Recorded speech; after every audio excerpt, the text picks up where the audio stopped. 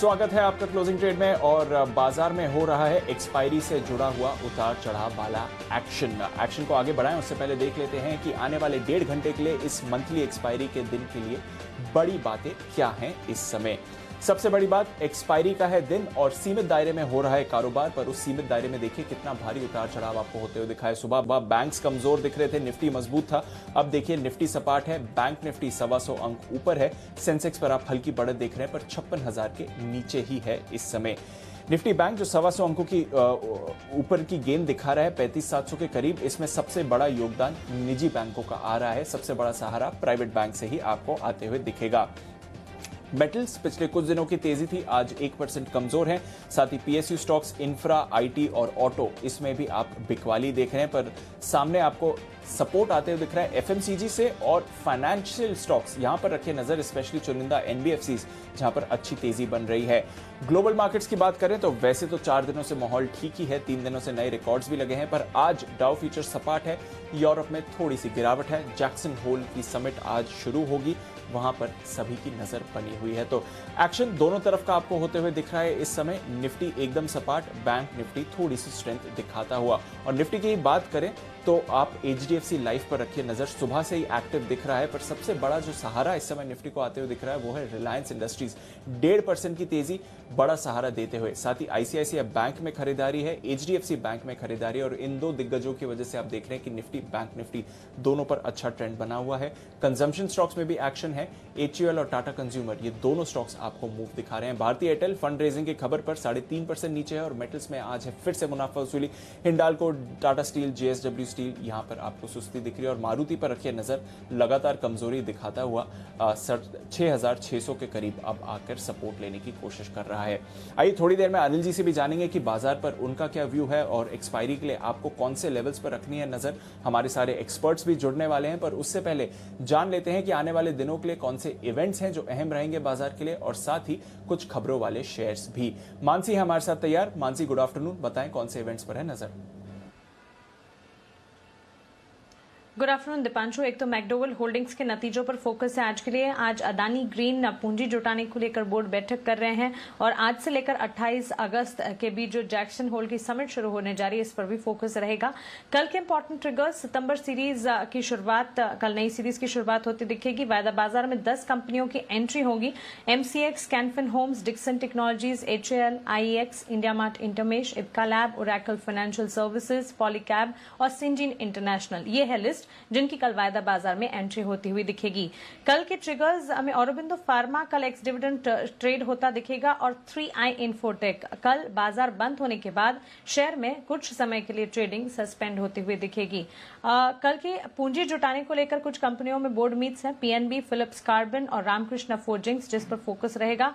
वहीं Jackson Hole बैठक में US Fed chairman Jerome Powell के संबोधन पर भी कल की नजर रहेगी। और साथ ही रविवार के दिन ध्यान रखिए, भारतीय एयरटेल इक्विटी और कर्ज के जरिए फंड जुटाने को लेकर बोर्ड बैठक करने जा रहे हैं, तो इस पर भी फोकस रखना चाहिए।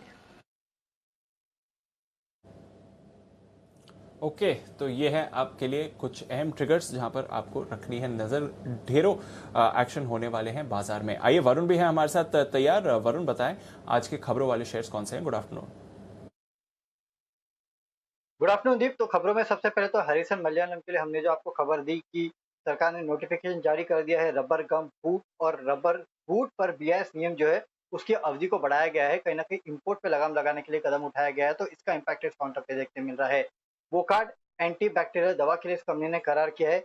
जेमनीकेयर के साथ ये एंटी बैक्टीरियल दवा के लिए इसने करार किया है। डील के तहत कंपनी को अग्रिम भुगतान जो है वो मिलने वाला है, तो इसका इम्पैक्ट स्टॉक पे भी आप देख रहे हैं। स्पाइसजेट मैक्स एयरक्राफ्ट की ज्यादातर जो लेसर है उनके साथ इस कंपनी ने जो मामला था उसका निपटारा कर दिया, और कंपनी का कहना है कि जल्द ये जो मैक्स 77 एयरक्राफ्ट है वो उसको उड़ाना ये शुरू कर देंगे, और इसके चलते इस कंपनी का जो ओवरऑल ऑपरेशनल कॉस्ट है उसमें काफी हद तक कमी आने वाली है। रेगुलेटरी अप्रूवल के बाद ही उड़ाना शुरू करेंगे, लेकिन हाँ, ये कंपनी के लिए एक बहुत बड़ी राहत की खबर है। दूसरी, शुगर स्टॉक्स, यहाँ पे सरकार ने FY22 के लिए 1100 करोड़ की अतिरिक्त राशि जो है उसका आवंटन कर दिया है। एक्सपोर्ट इंसेंटिव स्कीम 2019-2022 के तहत ये जो राशि है उसका आवंटन किया है, और शुगर मिल के जरिए ये जो राशि है उसका आवंटन किया जाएगा। TCS, इस कंपनी को स्टैंडर्ड बैंक से एक ऑर्डर मिला है थर्मैक्स, इस कंपनी को एक ऑर्डर मिला है 293 करोड़ का रिफाइनिंग पेटकेम के लिए इस कंपनी को ऑर्डर मिला है। वही मार्क्सन फार्मा बुखार दर्द की एक दवा जो है उसके लिए यूएस एफडीए से इस कंपनी की जो अर्जी है उसको मंजूरी मिली है। मैन इंफ्रा आराध्य हाउसिंग प्रोजेक्ट जो है उसको स्थानीय प्रशासन से मंजूरी मिली है, तो उसका इम्पैक्ट इस काउंटर पे है। एफएन इंडिया शेयर विभाजन को बोर्ड की मंजूरी मिली है, 1:5 के रेशियो में शेयर विभाजन जो है वो होगा। इंटेलेक्ट डिजाइन इस्लामिक बैंक से इस कंपनी को एक ऑर्डर मिला है। बैंकिंग सेक्टर में डिजिटल ट्रांसफॉर्मेशन के लिए ऑर्डर जो है इस कंपनी को मिला है। Union bank Reliance asset recast में हिस्सा बिक्री के लिए इस कंपनी ने बोली मंगाई है। करीब 11.5% तक की हिस्सा बिक्री जो है ये बैंक करने वाला है। कार्बोरंडम प्लस एडवांस टेक्नोलॉजी में ये कंपनी जो है वो निवेश करने वाली है करीब 115 करोड़ के आसपास की। कुछ ब्लॉक डील्स है जिसमें आईएक्स में 20 लाख शेयर के बड़े सौदे हुए हैं और एसबीआई में 12 लाख शेयर के बड़े सौदे हुए हैं।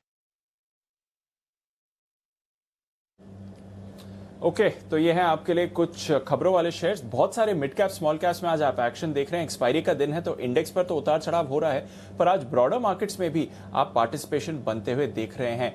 आइए, हमारे सारे एक्सपर्ट्स हमारे साथ हैं तैयार। राकेश जी, सुमित जी, हिमांशु जी, संजीव जैन साहब और ऑफ कोर्स सिमी जी भी हैं हमारे साथ। सिमी जी, गुड आफ्टरनून। आपसे करूंगा शुरुआत। आईसीआईसीआई बैंक अच्छी मूव आ रही है, बैंक निफ्टी को होल्ड अप कर रहा है। आईसीआईसीआई बैंक, एचडीएफसी बैंक दोनों, कैसे देखें इन्हें? Very good afternoon Deepanshu. दोनों में मोमेंटम है, आईसीआईसीआई बैंक, एचडीएफसी बैंक। मैं इस सीरीज से एचडीएफसी और एचडीएफसी बैंक में बुलिश थी, तो मुझे अभी भी लगता है कि एचडीएफसी बैंक को होल्ड करके लेके जाना चाहिए। और नेक्स्ट महीने के लिए मेरा 1620 का टारगेट है एचडीएफसी बैंक के लिए। तो यहाँ पे तो मुझे लगता है कि पोजीशन जो है कैरी फॉरवर्ड करना चाहिए, मतलब रोल ओवर करना चाहिए सितंबर सीरीज में। रहा सवाल आईसीआईसीआई बैंक की, तो मुझे लगता है कि मेजर सपोर्ट 690 के आसपास है और जब तक इस रेंज को होल्ड करता है तब तक खरीदारी करने का ही सलाह होगा। ऊपर में 710 क्रॉस करने के बाद नया मोमेंटम देखने को मिलेगा। ओवरऑल मोमेंटम में है दीपांशु, मुझे लगता है कि नेक्स्ट महीने के लिए खरीद कर लेके जाना चाहिए। 720 का ओवरऑल टारगेट है, 720 के आसपास ही इसका हाई बना था, 717 के आसपास हाई बना था इस महीने में। तो मिनिमम 717 720 का लेवल क्रॉस करना पड़ेगा। करंट लेवल पर कोई खरीद रहा है तो 690 के नीचे स्टॉप लॉस होगा। 715 से 720 का ही टारगेट है। 720 क्रॉस हो जाएगा तो नया टारगेट देखेंगे। दोनों को रोल ओवर करने का सलाह होगा मेरे तरफ से। बिल्कुल, दोनों पर रोल ओवर की सलाह रहेगी। हालांकि आईसीआईसीआई बैंक ने इस सीरीज में कुछ ज्यादा एक्शन नहीं दिखाया है, पर नजर रखिए एचडीएफसी बैंक में, क्योंकि इस सीरीज का बिग विनर रहा है। 10% की तेजी अपने एचडीएफसी बैंक में देखी है, तो एक बड़ा एक्शन इस सीरीज में दिखा है और देखेंगे कि अगली सीरीज में कैसा रहेगा। But ICICI Bank, HDFC bank दोनों ही हैं एक्शन के लिए तैयार। कुछ और फाइनेंशियल्स में आपको एक्शन आते हुए दिख रहा है, जैसे हम आपके लिए हाईलाइट कर रहे थे। बजाज फाइनेंस, बजाज फिनसर्व पिछले 2-3 दिनों के स्टार्स रहे हैं ये। और हिमांशु जी, बजाज फिनसर्व में अभी एक मूव आती हुई दिखी है। एब्सोल्यूट गेन्स में देखेंगे तो कुछ भी मूवमेंट नहीं है, बट निचले स्तर से रिकवरी दिखा रहा है और 16,000 के स्तर पर बजाज फिनसर्व है फिलहाल। क्या राय है इस पर? दिवांशु जी, देखिए clearly, good afternoon to you. देखिए क्लियरली यहाँ पर एक बहुत अच्छी रनअप के बाद थोड़ा सा पिछले 2 दिनों में स्टॉक हल्का हुआ और 15,800 15,750 के आसपास एक अच्छा सपोर्ट है। वहां से वापस से स्टॉक में एक रिबाउंड आता हुआ देखने को मिल रहा है। मुझे लगता है कि यहाँ पर 15,700 के नीचे के स्टॉप लॉस के साथ अभी भी इसमें खरीदारी की पोजीशन बनाई जा सकती है। 16,200 और 16,500 तक का एक रिकवरी स्टॉक में मुझे लगता है कि यहाँ पर 1 से 2 दिनों में आते हुए देखने को मिलेगी। बिल्कुल, तो फाइनेंशियल्स पर रखिए नजर। ICICI Bank, HDFC Bank, Bajaj Finance, Bajaj Finserv और मिड कैप फाइनेंशियल्स, एमएनएम Finance, Chola Investment, L and T Finance, यहां पर आप बढ़िया खरीदारी आते हुए देख रहे हैं। आइए, अनिल जी भी हमारे साथ जुड़ रहे हैं। और सर, बाजार में इंडेक्स पर उतार चढ़ाव वाला एक्शन हो रहा है, एक्सपायरी है, ब्रॉडर मार्केट्स में आज बढ़िया पार्टिसिपेशन है, और ये जो बैंक्स और फाइनेंशियल्स थोड़ी लीडरशिप दिखा रहे हैं एक्सपायरी के समय, इसको कैसे देखें सर? दीप, थोड़ा सा प्लेजेंट सरप्राइज है कि बैंक निफ्टी की आउट परफॉर्मेंस आप देखिए। दिन के दौरान निफ्टी एक बार 16,600 के आसपास आया ज़रूर है। और वो कौन से हमारे एक दर्शक थे 11 बजे, कार्तिक, जिन्होंने ट्वीट किया था कि आप 11 बजे शो खत्म करते वक्त भी बता दें कि बैंक निफ्टी का आगे का डायरेक्शन। तो तभी हम ये कह रहे थे कि अगर 16,600 625 की रेंज में निफ्टी आता है, वहाँ पर खरीदारी कीजिए। और एग्जैक्टली 16,606 का लो बनाकर वहाँ से घूम गया है। तो basically Nifty buy on dips वाला मामला है। ऊपर में आपको 16,690 16,700 के आसपास आएगा, वहाँ प्रॉफिट बुक करना है, स्टॉप लॉस ट्रेल करते चलना है। Bank Nifty for a change थोड़ी स्ट्रेंथ दिखा रहा है, सुबह का 35,425 का लो नहीं तोड़कर धीरे धीरे ऊपर जा रहा है। डेटा मेरे तैयार हो रहे हैं दीप थोड़ी देर में, आज तो डेटा भारी भरकम है ना, क्योंकि मंथली एक्सपायरी वाले में शॉर्ट कवरिंग का कैंडिडेट बन रहा है बैंक निफ्टी। ऐसा लग रहा है 35,800 35,850 की आखिरी बाधा है, वहां तक पहुंचने के बाद अगर काम हो गया तो हो सकता है आज ही आपको 36,000 के दर्शन, 35,975 36,000 के दर्शन बैंक निफ्टी करा दे।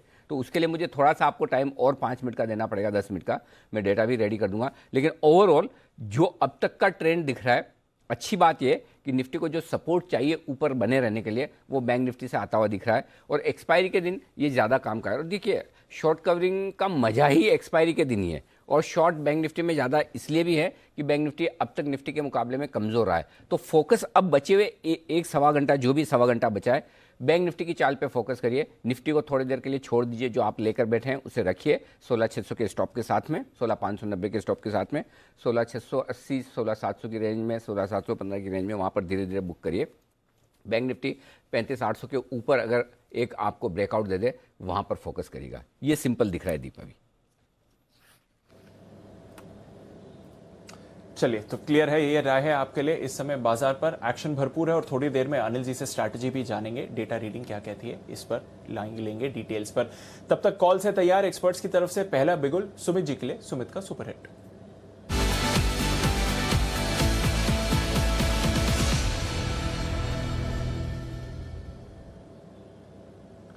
बताएं सुमित जी। गुड आफ्टरनून दीपांशु देखिए, मार्केट्स के अंदर इंडेक्स में एकदम स्लो चाल है, कोई खास मूवमेंट नहीं है, लेकिन स्टॉक स्पेसिफिक सिलेक्टेड स्टॉक्स में हमें एक अच्छा मूव देखने को मिल रहा है। तो यहाँ पे बाय साइड का स्टॉक रडार पे आया है, 51 रुपए 50 पैसे का अभी सीएमपी करंट मार्केट प्राइस है, भाव चल रहा है। स्टॉक का नाम है रिको ऑटो। अब देखिए इन ऑटो एंसिलरी स्टॉक्स के अंदर एक अच्छा मूव देखने को मिल रहा है। जमुना ऑटो एक अच्छा मूव दिखा रहा है, ऑलमोस्ट स्टॉक 12-13% ऊपर है। और अब बारी है रिको ऑटो की। लास्ट 2-3 दिनों के हाई स्टॉक के अंदर ब्रेक हो रहे हैं। मेरे को ऐसा लग रहा है कि एक अच्छी खासी गिरावट के बाद रिको ऑटो के अंदर अब यहां से एक बाउंस बैक, एक पुल बैक देखने को मिलना चाहिए। 55.5 से 58 रुपए तक का मूव रिको ऑटो में इमीडिएटली शॉर्ट टर्म में ट्रेडिंग के लिहाज से 2-4 दिनों के अंदर देखने को मिल सकता है। हो सकता है 1-2 दिनों के अंदर भी देखने को मिल जाए। नीचे में जो स्टॉक का सपोर्ट है 48 रुपए 49 रुपीज के आसपास है। 48 का स्टॉप लॉस लगा के पोजिशंस इनिशिएट करें रिको ऑटो के अंदर। ऊपर में टारगेट 55.5 से 58 रुपए तक के बाउंस बैक के अंदर देखने को मिल सकता है। बिल्कुल, तो रिको ऑटो पर रखिए नजर, जबरदस्त एक्शन हो रहा है। जमुना ऑटो की सुमित जी ने बात करी और यहां पर भी भरपूर एक्शन है, और इसके बारे में थोड़ी देर में हमारी टीम आपको थोड़ी और डिटेल्स भी देगी, पर नजर रखिए जमुना ऑटो में भी आपको उछाल आते हुए दिख रहा है। आइए चलते हैं सिमी जी के पास और देखते हैं उन्हें क्या पसंद है। बिगुल सिमी की सुपरहिट।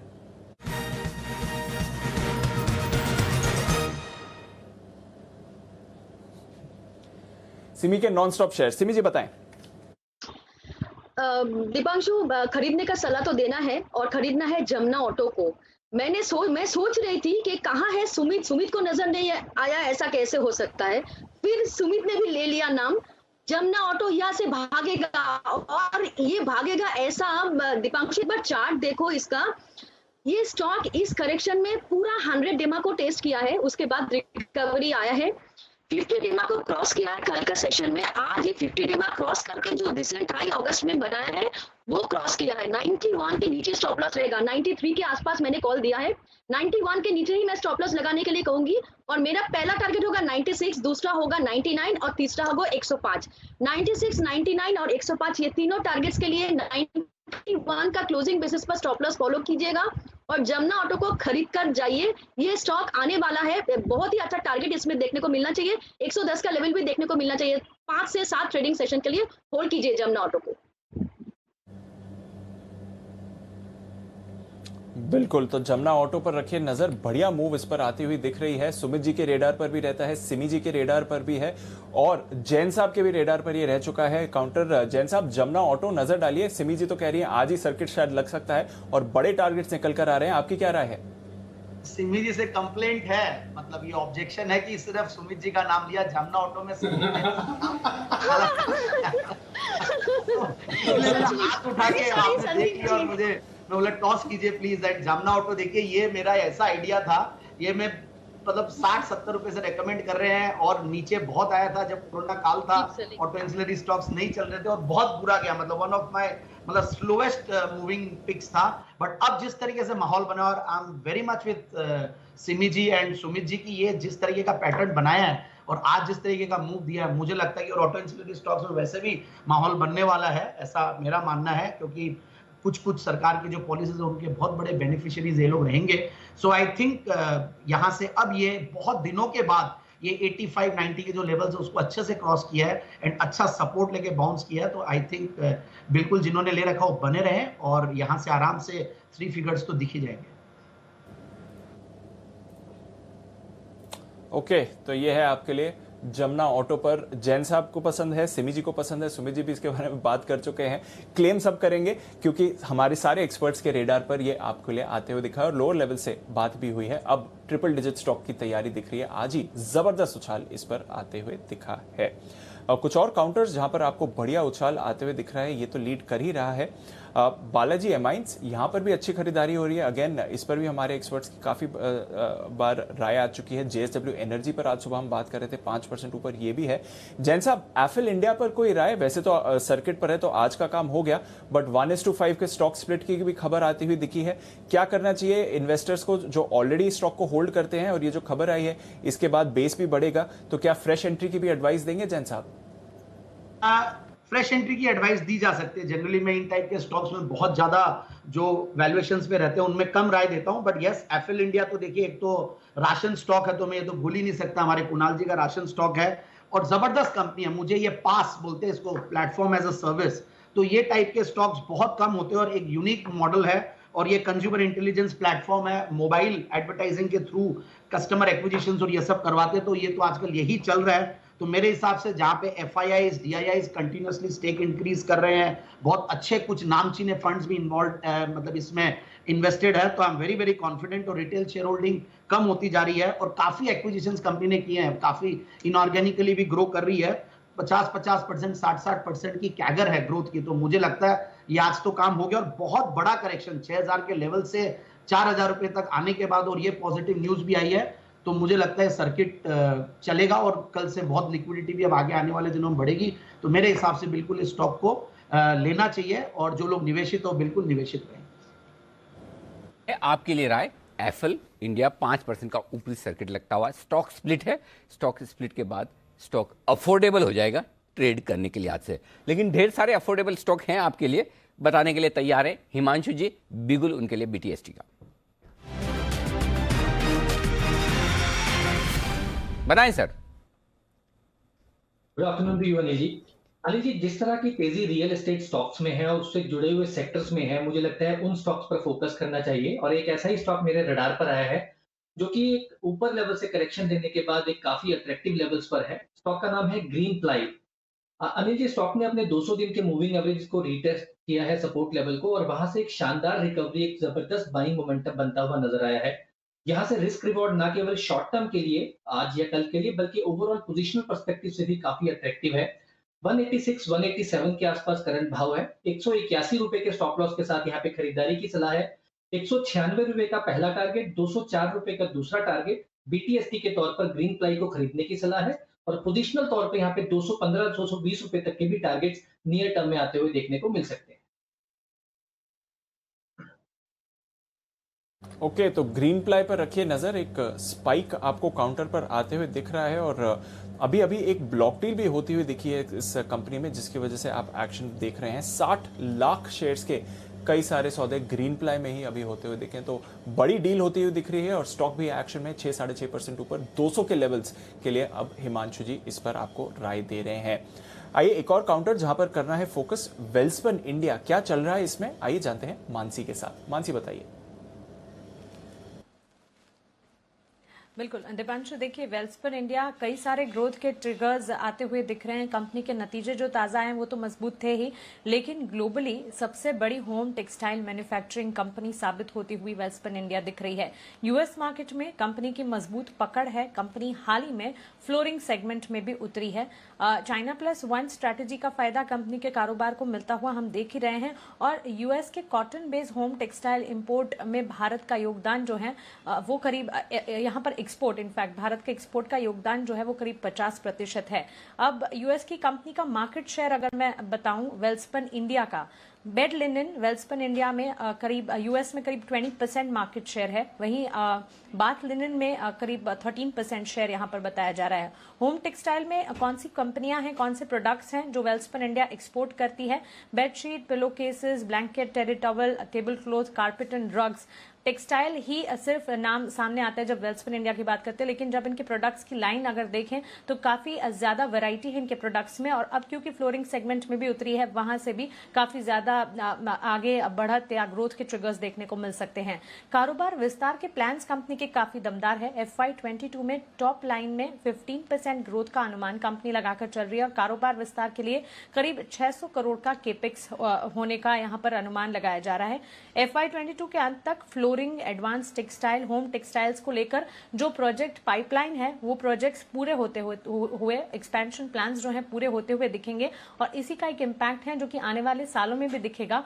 अभी से वेल्सपन इंडिया में तेजी के ट्रिगर्स है, नतीजे अच्छे हैं और फंडामेंटल्स भी मजबूत नजर आ रहे हैं। बिल्कुल, तो वेल्सपन इंडिया नजर रखिए, हमारे रेडार पर भी आया था जब बाजार में एक्शन बना हुआ था, और टेक्सटाइल स्टॉक्स की थीम हमने हाईलाइट करी थी आपके लिए SIP स्टॉक में। रेकमेंड भी हुआ था ये 20 अप्रैल को 79 के लेवल्स पर 120 का आपको टारगेट दिया था, उस टारगेट के ऊपर ही ट्रेड कर रहा है, और बल्कि पिछले कुछ समय से ऊंचाई से फिसल कर भी आया। बट नजर रखिए वेल्सपन इंडिया और बेहतर इसमें अब ट्रिगर्स बनते हुए दिख रहे हैं। आइए देखते हैं सुमित जी ने क्या स्पॉट किया है बिगुल उनके लिए, सुमित के सुपरहिट।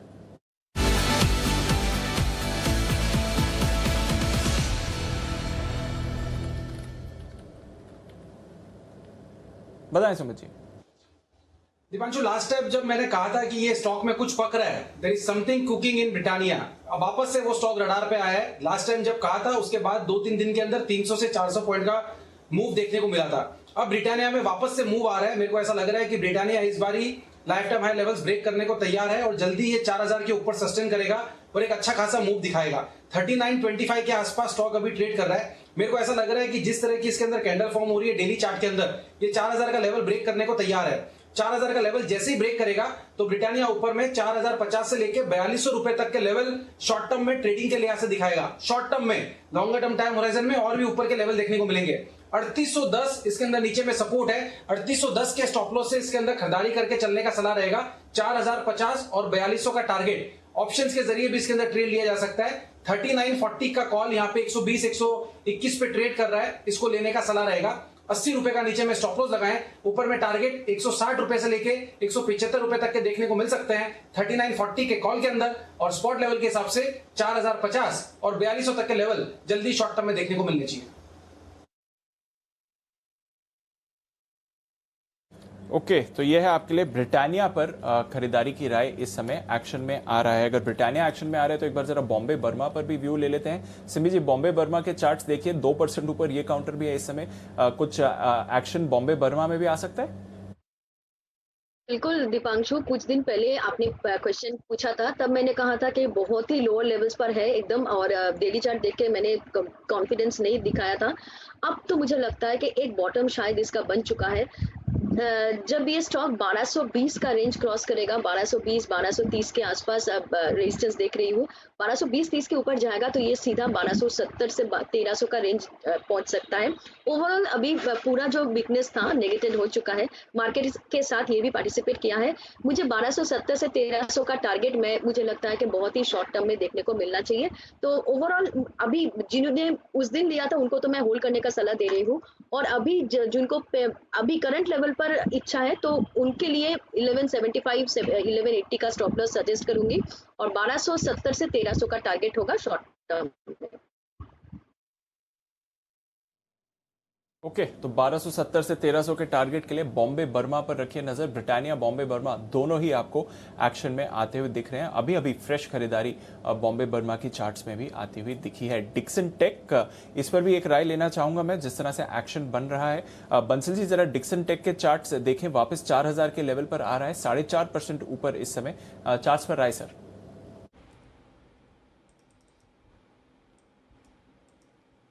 देखिए दीपांशु, काफी समय से स्टॉक करेक्शन में चल रहा था। आज पिछले 2 दिनों के हाईज के ऊपर स्टॉक निकला है। 3900 नीचे में एक बेस है, वहां का स्टॉप लॉस बैठता है जिनके पास है या जो बाय करना चाहते हैं। और ऊपर में दीपांशु पहला टारगेट बैठता है 4130 का, 4130, 4132 का जोन। एक बार ये लेवल्स आते हैं तब इसको रिव्यू करेंगे।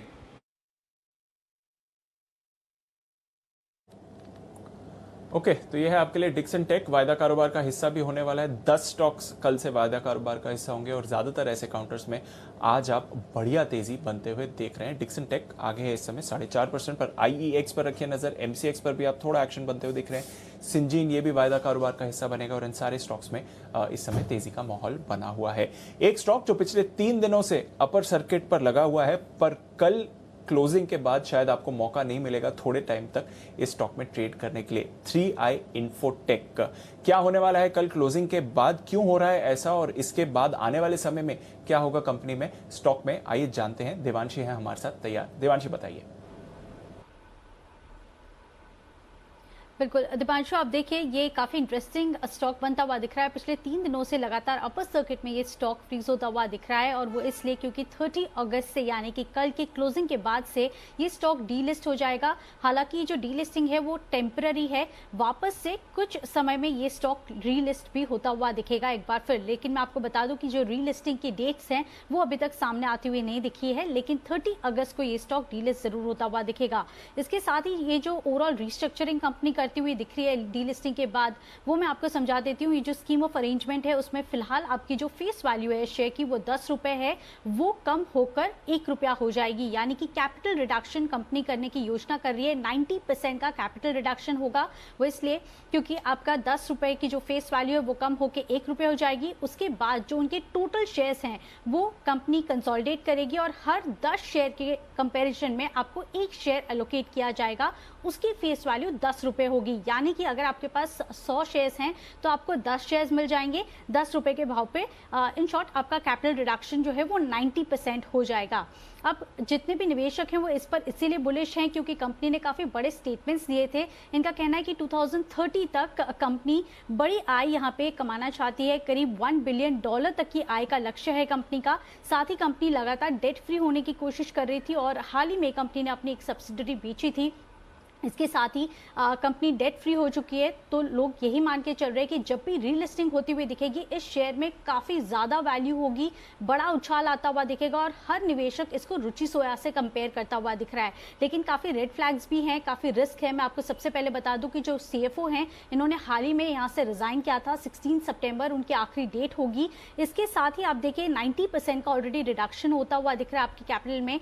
और आखिर में मैं आपको ये भी बता दूं कि जो शेयर होल्डिंग पैटर्न है उसको आप समझिए, जो प्रमोटर्स हैं उनकी 0% होल्डिंग है, जो पब्लिक शेयर होल्डिंग है वो पूरी 100% है। तो काफी रिस्क है, लेकिन आप देखिए काफी बुल वर्सेस बेयर है और लोग इसको रुचि सोया के साथ भी कंपेयर करते हुए दिख रहे हैं। दीपांशु, अच्छा देवांशी एक चीज बताइए, मतलब लोगों को लग रहा है कि जैसा मतलब रुचि सोया बाद में भागते गया सर्किट टू सर्किट लग गया, वैसा इसमें भी हो जाएगा ऐसा? बिल्कुल सर, मैंने एक निवेशक से पर्सनली बात की ये समझने के लिए कि एग्जैक्टली क्या थॉट प्रोसेस है, क्योंकि लेकिन वो जिससे बात की वो समझदार है कि मतलब ऐसे ही लगा रहे हैं और नहीं सर समझदार है। अच्छा अभी तो बोलना ही पड़ेगा, उसको तो पता है ना आपने किससे बात की। करेक्ट था, सॉरी मेरा सवाल ही गलत था। हाँ बिल्कुल। अच्छा हाँ, तो क्या बता रहे हैं वो? सर वो ये कह रहे हैं कि जैसे कि रुचि सोया में हमने देखा कि पहले जब कंपनी ने रिस्ट्रक्चरिंग नहीं की थी तब कुछ नहीं थी, लेकिन जब ये रीलिस्ट हुई थी उसके बाद बड़ी वैल्यू देखने मिली थी। सिमिलरली क्योंकि इन्होंने भी कहा है, मैनेजमेंट का ऑलरेडी कहना है कि ऑलमोस्ट $1 बिलियन तक की आय पहुंचना चाहते हैं, वन स्टॉप इंफोटेक कंपनी बनना चाहते हैं, 5G में बड़ी डील्स करना चाहते हैं। अच्छा इसमें फिर देवांशी सुनो, फिर तो इसमें एक चीज बताओ मुझे, क्या कुछ प्रमोटर बदल रहे हैं क्या? पहले जो प्रमोटर थे अब नए प्रमोटर आ रहे हैं, क्योंकि रुचि सोया में तो पतंजलि आ गया, करेक्ट? प्रमोटर बदला तो कंपनी का नसीब बदल गया। आलोक इंडस्ट्री में ऐसा ही हुआ, राइट? प्रमोटर बदला तो रिलायंस हो गया, तो उसके बाद वो स्टॉक चल गया। तो इसमें भी ऐसा कुछ हो रहा है क्या चेंजेस? अच्छा, और दूसरा ये कि ये कैपिटल रिडक्शन और ये सारा जो हो रहा है NCLT वाले जो मामले, ये क्यों हुए, किस वजह से, और क्या कुछ बदल रहा है, ऐसा कुछ है? जी नहीं सर, ये फिलहाल एनसीएलटी में जरूर गई थी, लेकिन उसके बाद कंपनी रिवाइव करना चाहती थी और इसी के चलते कंपनी ने ये रीस्ट्रक्चरिंग का प्लान सामने रखा था। तो कोई प्रमोटर्स नहीं बदल रहे हैं, आपने जैसे कि सही कहा कि इसमें कोई प्रमोटर्स में बदलाव नहीं होते हुए दिखे हैं। हाँ, फिर तो एक चीज है कि अगर किसी के पास 100 शेयर है, ठीक है, आज 10 रुपए की फेस वैल्यू वाले, जो कुछ भी होगा पूरा स्कीम ऑफ अरेंजमेंट, उसके बाद आपके पास रह जाएंगे 10 शेयर 10 रुपए की फेस वैल्यू, बराबर यही बचेंगे। 90% इक्विटी आपकी उड़ गई, करेक्ट? Right sir. अभी भाव है 8 रुपए 5 पैसे। अगर भाव 80 रुपए हो जाएगा रीलिस्टिंग के बाद, तो आप ब्रेक इवन पर आएंगे, करेक्ट ना? राइट। अभी आपके पास 100 शेयर है 8 रुपए के भाव के, 800 रुपए के शेयर हैं, तब बाद में आपके पास रह जाएंगे शेयर 10, भाव हो गया 80, तो भी 800 होंगे। तो रीलिस्टिंग के बाद अगर ये 10 गुना हो भी जाएगा, तब तक तो आप भाव आएंगे, ये ध्यान में रखिए। ये एक जो चेंज है वो अब, हाँ, ये हो सकता है कि लोगों को लग रहा हो कि रीलिस्टिंग के बाद कंपनी की वो डेट वेट कम हो जाएगी, सब कुछ ठीक हो जाएगा, बाद में बढ़ जाएगा, वो सारा होगा और उसके बाद में स्टॉक चल सकता है। तो वो तो खैर अलग अलग व्यू है, सबका अपना अपना व्यू। तो आप जब पैसा लगाएं तो ये सोच समझ कर लगाएं, और बाद में ऐसा 10 गुना हो तब तक खुश नहीं होना, मतलब 80 रुपए तक तो आपको खुश नहीं होना, तब तक तो मालूम है कि जो जिस भाव में डीलिस्ट हुआ है। अच्छा, एक फ़र्क है और वो ये, जैसे वीडियोकॉन हुआ, DHFL हुआ, उनमें क्या हुआ, वो डीलिस्ट ही हो गए, खत्म। कौन सा, एक और कौन सा बैंक था, लक्ष्मी विलास ही था, कौन सा बैंक था, लक्ष्मी विलास ही था मेरे ख्याल से। हाँ हाँ, तो ये सारे तो खत्म ही हो गए। इसके केस में खत्म होने वाला मामला नहीं है, आगे पीछे वापस रिलिस्ट हो जाएगा। कितना टाइम लगेगा, क्या लगेगा, वो हमें नहीं पता, लेकिन हो जाएगा। ये आपके लिए पूरी की पूरी रिसर्च 3i इन्फोटेक पे सोच समझ कर। ओके, सेठी साहब तैयार, आइए बिगुल के साथ करते हैं स्वागत।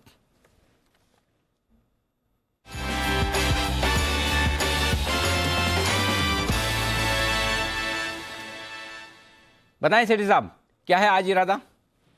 Good afternoon Anil ji, good afternoon Deepanshu. Anil ji, 2 stock है, दोनों में खरीदारी करनी है और दोनों कैश मार्केट के स्टॉक है अनिल जी।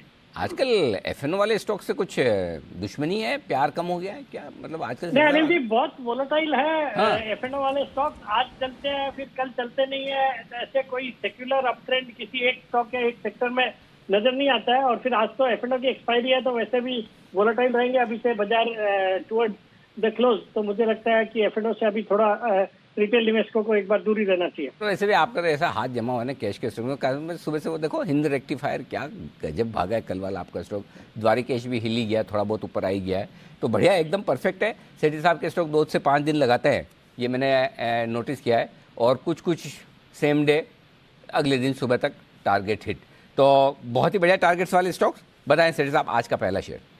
बिल्कुल अनिल जी, आज का भी जो पहला स्टॉक है एक दमदार स्टॉक है। कंपनी का नाम है स्टोवक्राफ्ट, STOVEKRAFT। स्टोवक्राफ्ट के सिंबल से एनएसई में ट्रेड होता है। स्टॉक का अभी प्राइस चल रहा है 805 का प्राइस है। ये कंपनी भारत की सबसे बड़ी किचन अप्लायंसेस बनाने वाली कंपनी है। 34,000 इनके डीलर्स है, 14 से ज्यादा देशों में प्रेजेंट है कंपनी, और बहुत ही पॉपुलर ब्रांड्स हैं इनके। एक तो पिजन ब्रांड है जो हम सबने सुना है, दूसरा ब्लैक एंड डेकर, ये भी इनका ब्रांड है। ये कंपनी हाल ही में इसका आईपीओ आया था, जनवरी 2021 में आईपीओ आया था 385 के लेवल पे, 18 टाइम उस टाइम सब्सक्राइब हुआ, और उसके बाद दमदार लिस्टिंग हुई, और लिस्टिंग के बाद भी दमदार रिटर्न निवेशकों के बने हैं। और आज भी इस स्टॉक में खरीदारी करने का है, बिकॉज मुझे लगता है शॉर्ट टर्म में ये स्टॉक यहाँ से अच्छा करेगा। जून क्वार्टर बहुत ही दमदार था, पिछले साल जो 0 प्रॉफिट था जून क्वार्टर में, वो बढ़ के इस बार 13 करोड़ का प्रॉफिट डिक्लेयर किया कंपनी ने। रिटर्न ऑन इक्विटी कंपनी की है 26.8%, return on capital employed around 29%, और आपके FIIs DIIs भी अच्छी खासी 6.86% इसमें ओन करते हैं, जिसमें सेक्वायर कैपिटल जो प्रेस्टिजियस नाम है PE फंड, वो अराउंड 2.47% इस स्टॉक में ओन करता है। मुझे लगता है इस स्टॉक में बिल्कुल ये 805-7 के लेवल पे खरीदारी करना चाहिए। मेरा इसमें बहुत ही शॉर्ट टर्म में 835 का टारगेट है, स्टॉप लॉस रखना है 785 का। 785 का स्टॉप लॉस लगाकर स्टोवक्राफ्ट में करें खरीदारी, ये है आपके लिए राय सेठी साहब की तरफ से। स्टोवक्राफ्ट किचन अप्लायंसेस बनाने वाली लीडिंग कंपनी, हाल की लिस्टेड कंपनी भी, एक्शन भरपूर। और सेठी साहब की बात करते हैं 820, टारगेट कितना बताया सेठी साहब? 835। ओह, तेजी से बढ़ रहा है उस तरफ एकदम। बताएं सर दूसरा स्टॉक अनिल जी, ये भी एक सॉलिड कंपनी है, हालांकि स्टॉक में हमने पिछले कुछ दिनों में दबाव देखा है। स्टॉक का नाम है टेक्नो इलेक्ट्रिक, जो कि अभी 286-87 के लेवल पे ट्रेड करता है। ये पावर इंफ्रास्ट्रक्चर के सेक्टर को कैटर करने वाली एक दिग्गज कंपनी है जो कि ईपीसी कॉन्ट्रैक्ट फिर ओएनएम कॉन्ट्रैक्ट लेती है। और जो आजकल एक जो बड़ा ट्रिगर या बड़ी अपॉर्चुनिटी इस कंपनी के सामने है वो जो हाल ही में हमने गवर्नमेंट को अनाउंस करते सुना, स्मार्ट मीटर्स गवर्नमेंट पूरे एक टाइमलाइन के अंतर्गत लगाने जा रही है। और ये company smart metering solutions installation करने में एक दिग्गज कंपनी है, स्टेट गवर्नमेंट से बड़े बड़े ऑर्डर्स लेती है।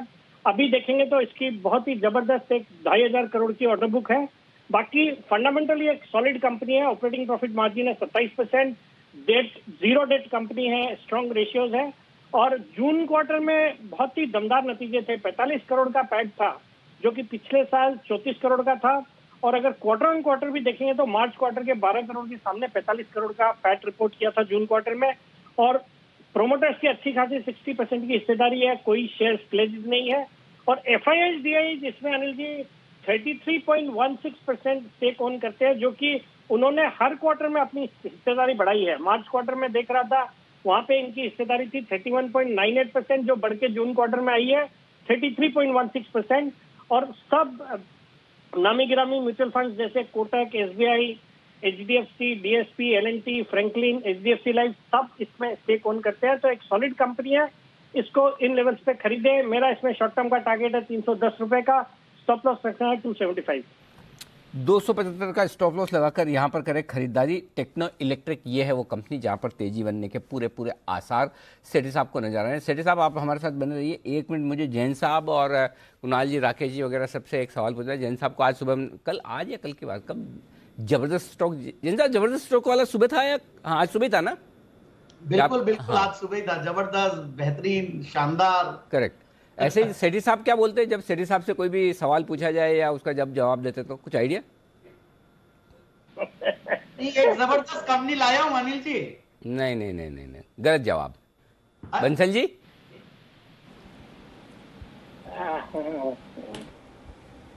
नहीं अनिल जी, मेरी भी नॉलेज में नहीं है, गलत जवाब देने से अच्छा ये अनिल जी की वेट करें। सही उत्तर का। अगर हर सवाल का जवाब आप देने के पहले सेठी साहब से सीख लें तो आपकी जिंदगी की ज़्यादा नहीं 90-95% प्रॉब्लम तो दूर हो जाएगी।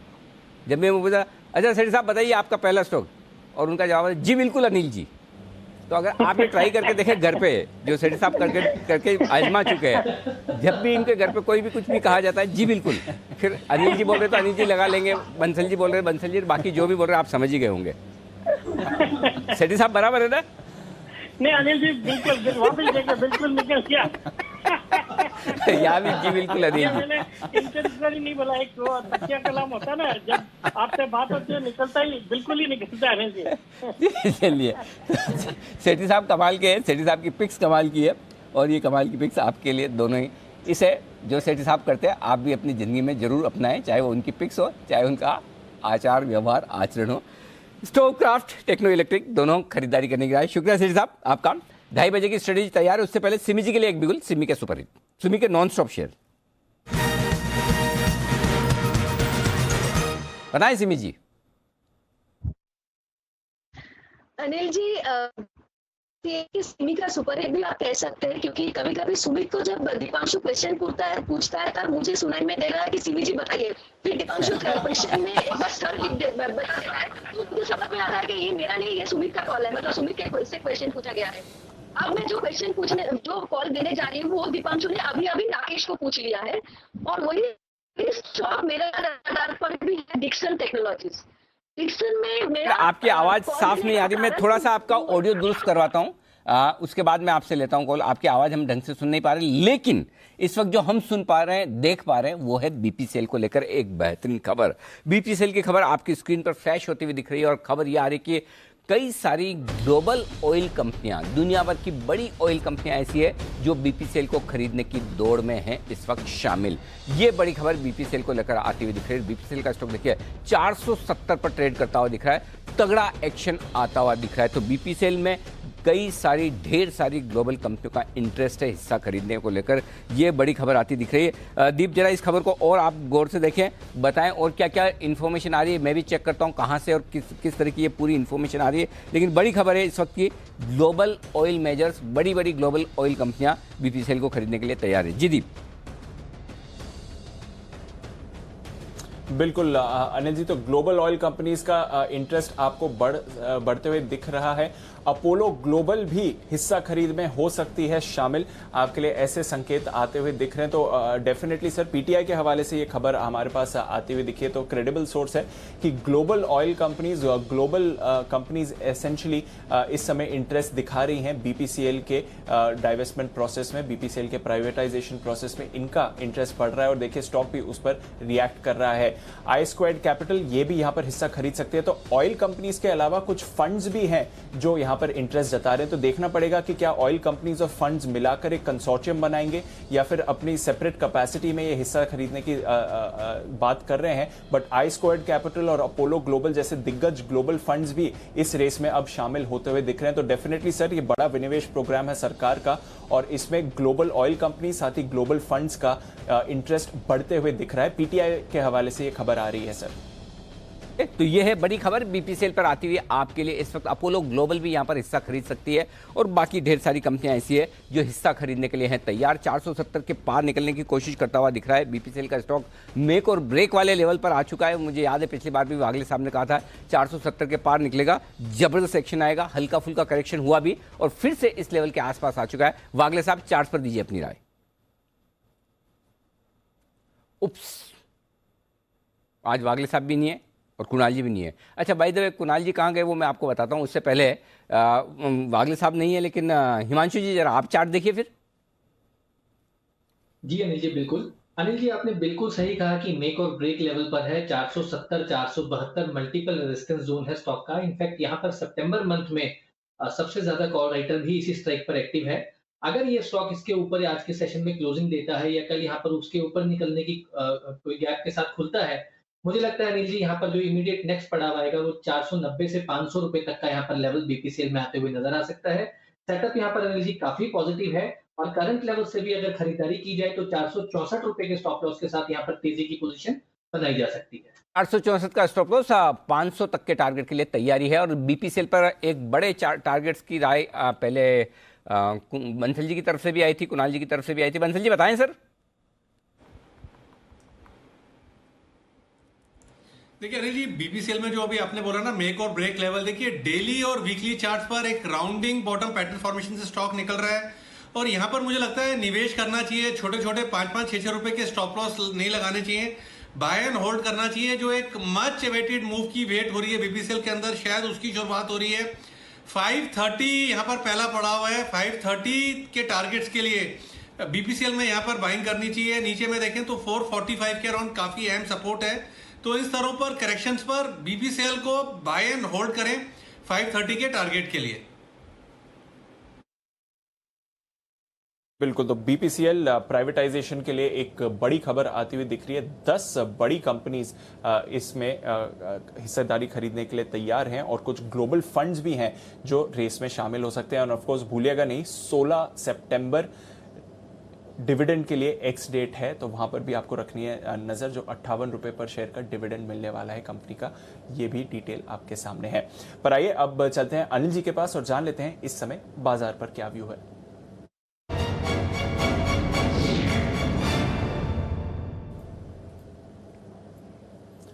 अनिल जी, सुबह से ही डाउ फ्यूचर्स एकदम सपाट हैं और कोई बदलाव नहीं आया है। हल्की सी गिरावट, एकदम आप कह सकते हैं कि बिल्कुल फ्लैट कारोबार आपको डाउ फ्यूचर्स पर होते हुए दिख रहा है। नैस्डैक फ्यूचर्स पर कोई मूव नहीं है। यूरोप में आप हल्की सी गिरावट देख रहे हैं, 1/4 से आधे % की कमजोरी आपको यूरोप में आती हुई दिखेगी।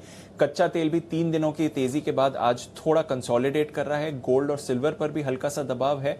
और एशिया की अगर आप बात करें तो चाइना और हांगकांग आज आपको 1% से के ज्यादा की गिरावट दिखा रहे हैं, क्योंकि IT, e commerce, education companies के बाद अब चाइनीज सरकार जो वहां की लिकर कंपनीज है वहां पर एक्शन बढ़ा सकती है। कुछ प्राइसिंग को लेकर नाखुश है सरकार और एक्शन आ सकता है, जिसकी वजह से अब वो स्पेस है चाइनीज मार्केट्स का जहां पर आज आपको गिरावट दिखी थी। बट ग्लोबल मार्केट्स की बात करें सर तो एकदम सपाट है आज जैक्सन होल कॉन्फ्रेंस से पहले। बताएं हमें क्या करना चाहिए। आप ये कह रहे हैं कि चाइना की सरकार कह रही है कि चाइना में शराब के दाम कम होने चाहिए, ऐसा?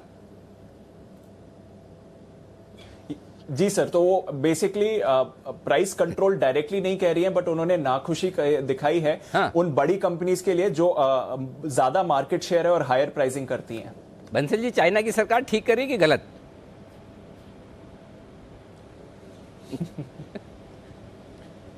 देखिए अनिल जी, अब चाइना की सरकार चाइना के लिए ठीक कर रही है अनिल जी, हमारे लिए तो पॉसिबल है नहीं। अगर वहां पे माल सस्ता होगा तो यहाँ से अनिल जी कौन अनिल जी चाइना जाएगा? और ड्यूटी फ्री में तो अनिल जी फिर वो कैप है पर पर्सन की, तो अनिल जी गलत है अनिल जी। यहाँ पर कुछ हो तो ठीक है, यहाँ ये कैपिंग वैपिंग नहीं कराना चाहिए। बंसल जी, दूसरों के सुख से थोड़े सुखी होना सीखो। उनका किसी का तो भला हो रहा है ना, मतलब आपके दोस्त लोग, आपके ही मतलब भाई, जो समझ ले जैसा समझ ले, बट किसी का तो भला हो रहा है। चलिए, लेकिन जो भी हो, इंटरेस्टिंग खबर। दीप, कहाँ से ढूंढ के लाते हो ये खबरें?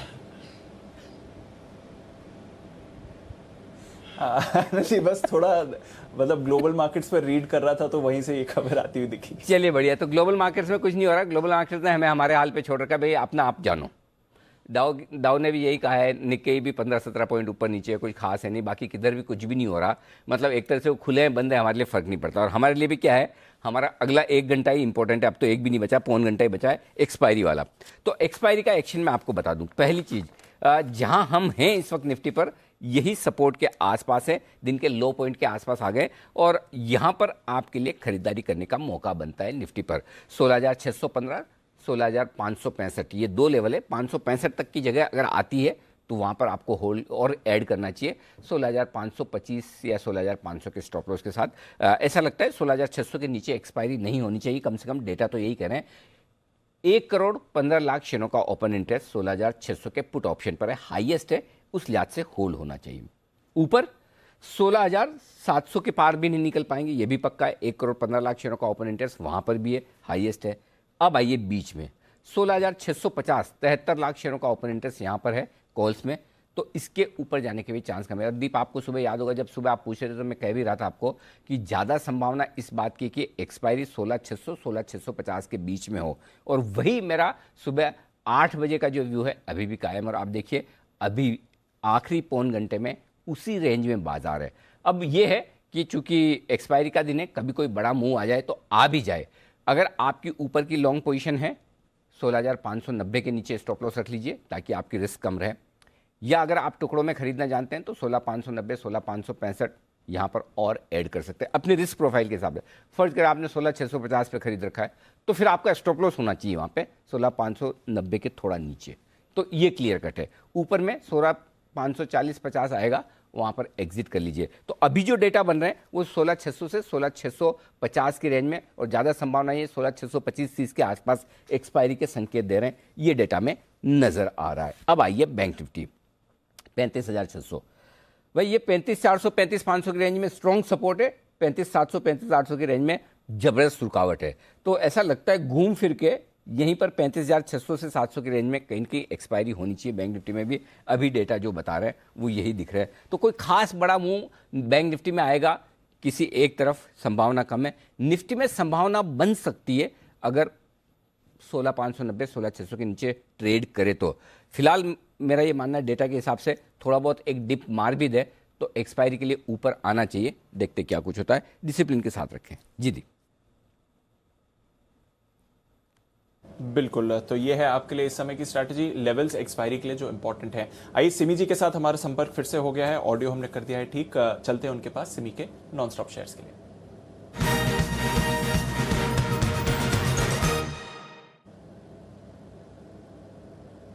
सिमी जी बताएं। दीपांशु, कॉल देना है डिक्सन टेक्नोलॉजीज पर। डिक्सन टेक्नोलॉजी मुझे लगता है कि आज जहां पे है यहीं पे ले लेना चाहिए, क्योंकि कल से ये स्टॉक मिलेगा नहीं। कल ये फ्यूचर्स में भी शामिल हो रहा है और मेरा मिनिमम टारगेट करंट लेवल से 200 रुपया का है। 4250 के आसपास का टारगेट होगा, ये मिनिमम टारगेट है, और 4400 का मेरा दूसरा टारगेट है। और स्टॉप जब ऐसा बड़ा बड़ा टारगेट्स मैंने दिया है तो स्टॉप लॉस भी काफी बड़ा होगा। 3890 के नीचे स्टॉप लगा के मैं डिक्सन टेक्नोलॉजीज को सितंबर सीरीज के लिए खरीदारी करने के लिए कह रही हूँ। पहला टारगेट 4250 होगा और दूसरा होगा 4400। ये पूरा टारगेट सितंबर सीरीज में आ जाना चाहिए। मुझे लगता है कि स्टॉक में एक बॉटम बन चुका है और यहाँ से अब स्टॉक भागने लगेगा, तो करंट लेवल पर खरीदने का सलाह होगा डिक्सन में। तो करंट लेवल्स पर खरीदें डिक्सन टेक्नोलॉजीज, ये है आपके लिए सिमी जी की राय। इस बीच जरा जनरल इंश्योरेंस कंपनीज को पुल अप करिए क्योंकि उनके लिए बड़ी खबर आती हुई दिख रही है। ये मद्रास हाईकोर्ट का फैसला है इस समय। ओन डैमेज इंश्योरेंस ये अब गाड़ियों के लिए इंपॉर्टेंट होने वाली है। मद्रास हाईकोर्ट ने गाड़ियों के लिए एक बड़ा फैसला लिया है। 1 सितंबर से कार के लिए ऑन डैमेज कवरेज जरूरी है। अभी तक गाड़ियों के लिए आप थर्ड पार्टी इंश्योरेंस लिया करते थे, जो कवरेज आपको लेनी होती थी, पर अब जनरल इंश्योरेंस के लिए और गाड़ी ओनर्स के लिए ओन डैमेज इंश्योरेंस ज़रूरी होगी। तो इससे प्रीमियम बढ़ेंगे इस स्पेस के और insurance companies, general insurance companies को फायदा होगा। कार चलाने वाले को थर्ड पार्टी प्रीमियम की जगह ओन डैमेज प्रीमियम के लिए बड़ी रकम देनी पड़ेगी और इसका आप इम्पैक्ट भी देख रहे हैं। आईसीआईसीआई लोम्बार्ड अब मोमेंटम में आ रहा है। न्यू इंडिया एश्योरेंस ऑलरेडी आपको मूवमेंट दिखा रहा था। जरा इस खबर पर हम नजर भी डालते हैं और जो मूविंग स्टॉक्स हैं उन पर राय भी लेते हैं। New India assurance Sumit ji react कर रहा है, आईसीआईसीआई लोम्बार्ड में भी एक्शन आ रहा है, दोनों चार्ट्स पर जरा राय दें। दीपांशु, न्यू इंडिया एश्योरेंस अपन ने पहले भी डिस्कशन किया हुआ है। मुझे लगता है ये स्टॉक में पोजीशंस होल्ड करें। पिछले 3 दिनों में, इनफैक्ट 4 दिनों में स्टॉक 135 137 के लेवल से 168 पे आ चुके हैं और अभी भी लगता है स्टॉक यहां से और ऊपर का मूव दिखाने को तैयार है। 170 का लेवल जैसे ही टूटेगा तो स्टॉक के अंदर मोमेंटम बढ़ेगा और फिर 180 से 185 रुपए तक के लेवल न्यू इंडिया एश्योरेंस के अंदर देखने को मिल सकते हैं। पोजीशंस होल्ड करें, अभी आने वाले दिनों में और ऊपर की रैली देखने को मिलेगी। बिल्कुल, पोजीशंस होल्ड करें और आने वाले दिनों में आपको और एक्शन आते हुए दिख सकता है। हिमांशु जी जरा आईसीआईसीआई लोम्बार्ड के चार्ट देखें, इस पर भी एक्शन आ रहा है। जी बिल्कुल, देखिए क्लियरली यहाँ पर एक अच्छी कंसोलिडेशन के बाद पिछले कुछ दिनों पहले यहाँ पर एक बाइंग मोमेंटम बना था। हालांकि 1500 के लेवल से स्टॉक थोड़ा सा रिट्रेस हुआ, लेकिन मुझे लगता है कि ओवरऑल जो सेटअप है वो यहाँ पर काफी पॉजिटिव है। 1450 1452 के स्टॉप लॉस के साथ यहाँ पर तेजी की पोजीशन बनाई जा सकती है। 1500 1510 तक का टारगेट मुझे लगता है यहाँ पर आने की गुंजाइश है, तो व्यू पॉजिटिव है और 1450 के स्टॉप लॉस के साथ खरीदारी की सलाह है। आईसीआईसीआई लोम्बार्ड, दीप, इसका मतलब तो ये हुआ कि अभी तो क्या होता है, जैसे आप गाड़ी चला रहे हो और आपने कहीं पार्किंग वार्किंग में या आगे पीछे आपने ठोक दी, ठीक है, तो भी आप क्लेम कर लेते थे, करेक्ट? मतलब आपके मतलब ऐसा आप पर्सनली मत लीजिए, मतलब एग्जाम्पल के तौर पर बोल रहा हूँ कि जैसे चलिए ठीक है, आपको ऐसा लग रहा है जैन साहब समझो, ठीक है, जैन साहब है ना जैन साहब गाड़ी चला रहे, गाड़ी चलाते चलाते पार्किंग करते हुए या इधर उधर देखते हुए, मतलब कहीं टच कर दी, कहीं स्क्रैच आ गया, कहीं डेंट आ गया, तो अब उसके लिए अलग से प्रीमियम ज़्यादा लगेगी। इसका मतलब यही हुआ दीप?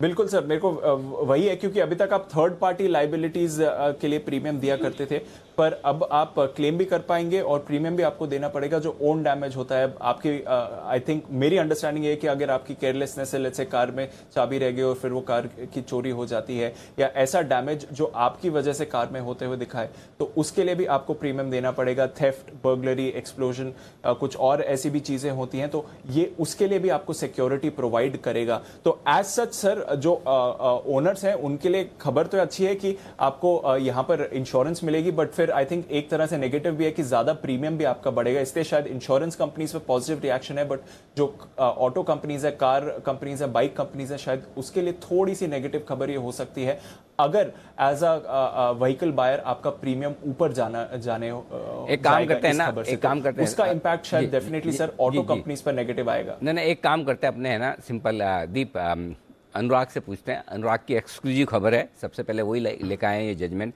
एक्सक्लूसिव क्या, मद्रास हाई कोर्ट का जजमेंट है, लेकिन सबसे पहले इंश्योरेंस कंपनियों पर, इंश्योरेंस के बिजनेस पर, इंश्योरेंस से जुड़े हुए कोई भी डेवलपमेंट हो, अनुराग की गहरी पकड़ रहे थे। अनुराग, पहले तो समझाओ भाई ये खबर क्या है।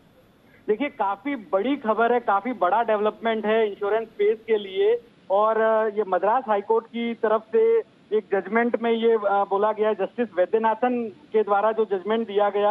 हालांकि अभी जो जजमेंट है वो ऑफिशियल तौर पे अपलोड नहीं हुआ है, लेकिन जो हमने वकीलों से बात की है और जो उस समय मौजूद थे जजमेंट के दौरान, वहां पर जो बताया गया जजमेंट पास करते समय, उसमें साफ साफ कहा है कि 1 सितंबर से जो नई कार बेची जाएगी वहां पर bumper to bumper insurance coverage जरूरी होगा। और bumper to bumper insurance coverage का मतलब है कि ओन डैमेज, कॉम्प्रिहेंसिव कवरेज, पूरी गाड़ी का कवरेज। अभी तक जो नियम थे मोटर व्हीकल एक्ट के अंतर्गत, वहां पर थर्ड पार्टी कवरेज जरूरी होता था, यानी थर्ड पार्टी किसी और को कोई क्षति हो जाती थी तो इंश्योरेंस कंपनी की लायबिलिटी बनती थी। लेकिन जो ओन डैमेज का जो कंपोनेंट होता है, ये काफी बड़ा कंपोनेंट होता है। अनुराग, एक मिनट समझाओ, समझ में नहीं आया। देखो, अभी जैसे मैं गाड़ी चला रहा हूँ, ठीक है, अगर मेरी गाड़ी किसी और ने ठोक दी हाँ, तो मुझे क्लेम मिलता है।